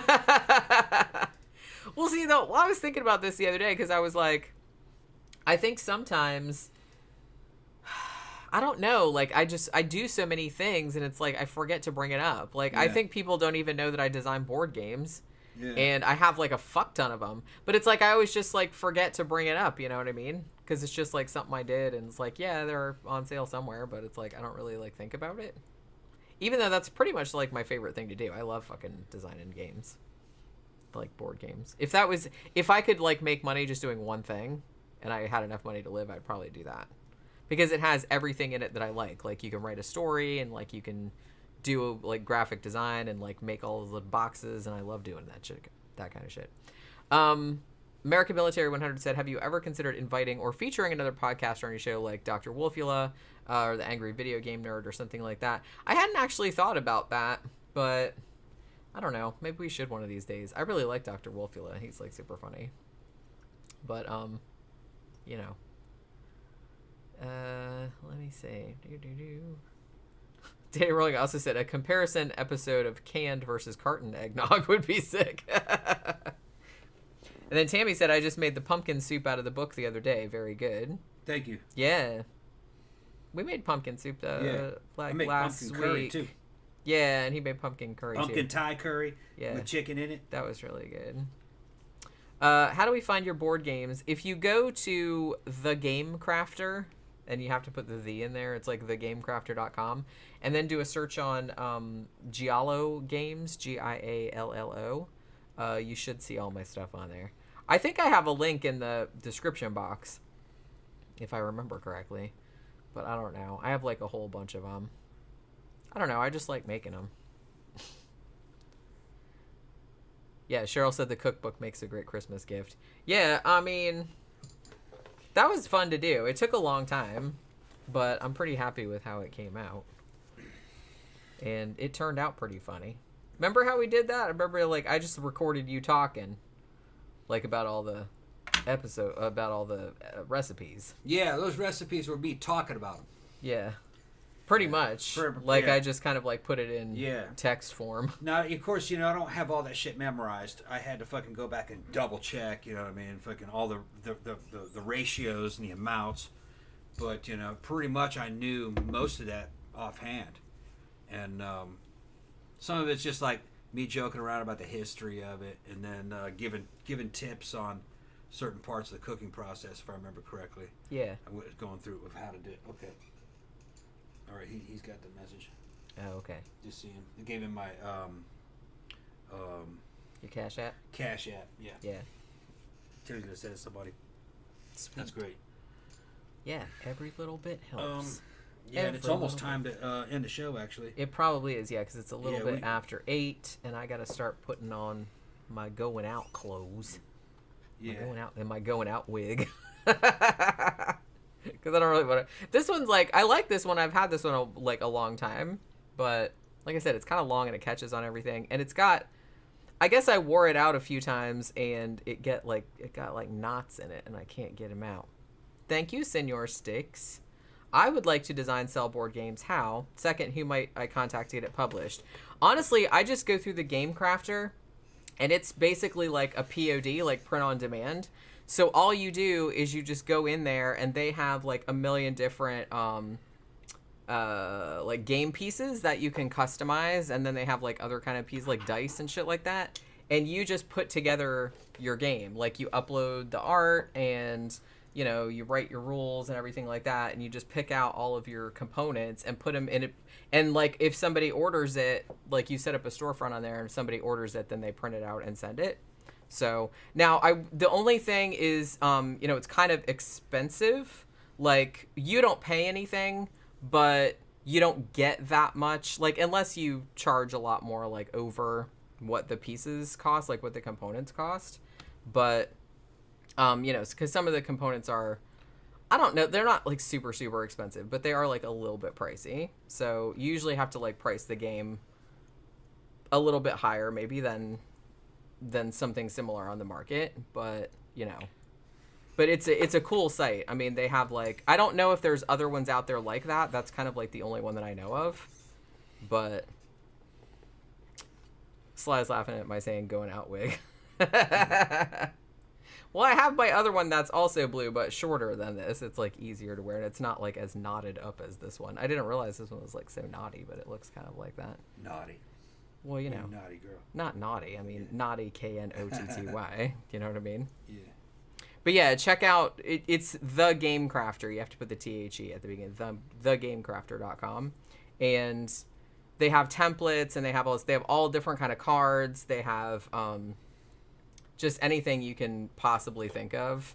You can have little like fake money printed. You can have, and they even have like a little part shop, like a little component shop. They have stuff where you can cut like plastic pieces out with lasers, like all that kind of stuff.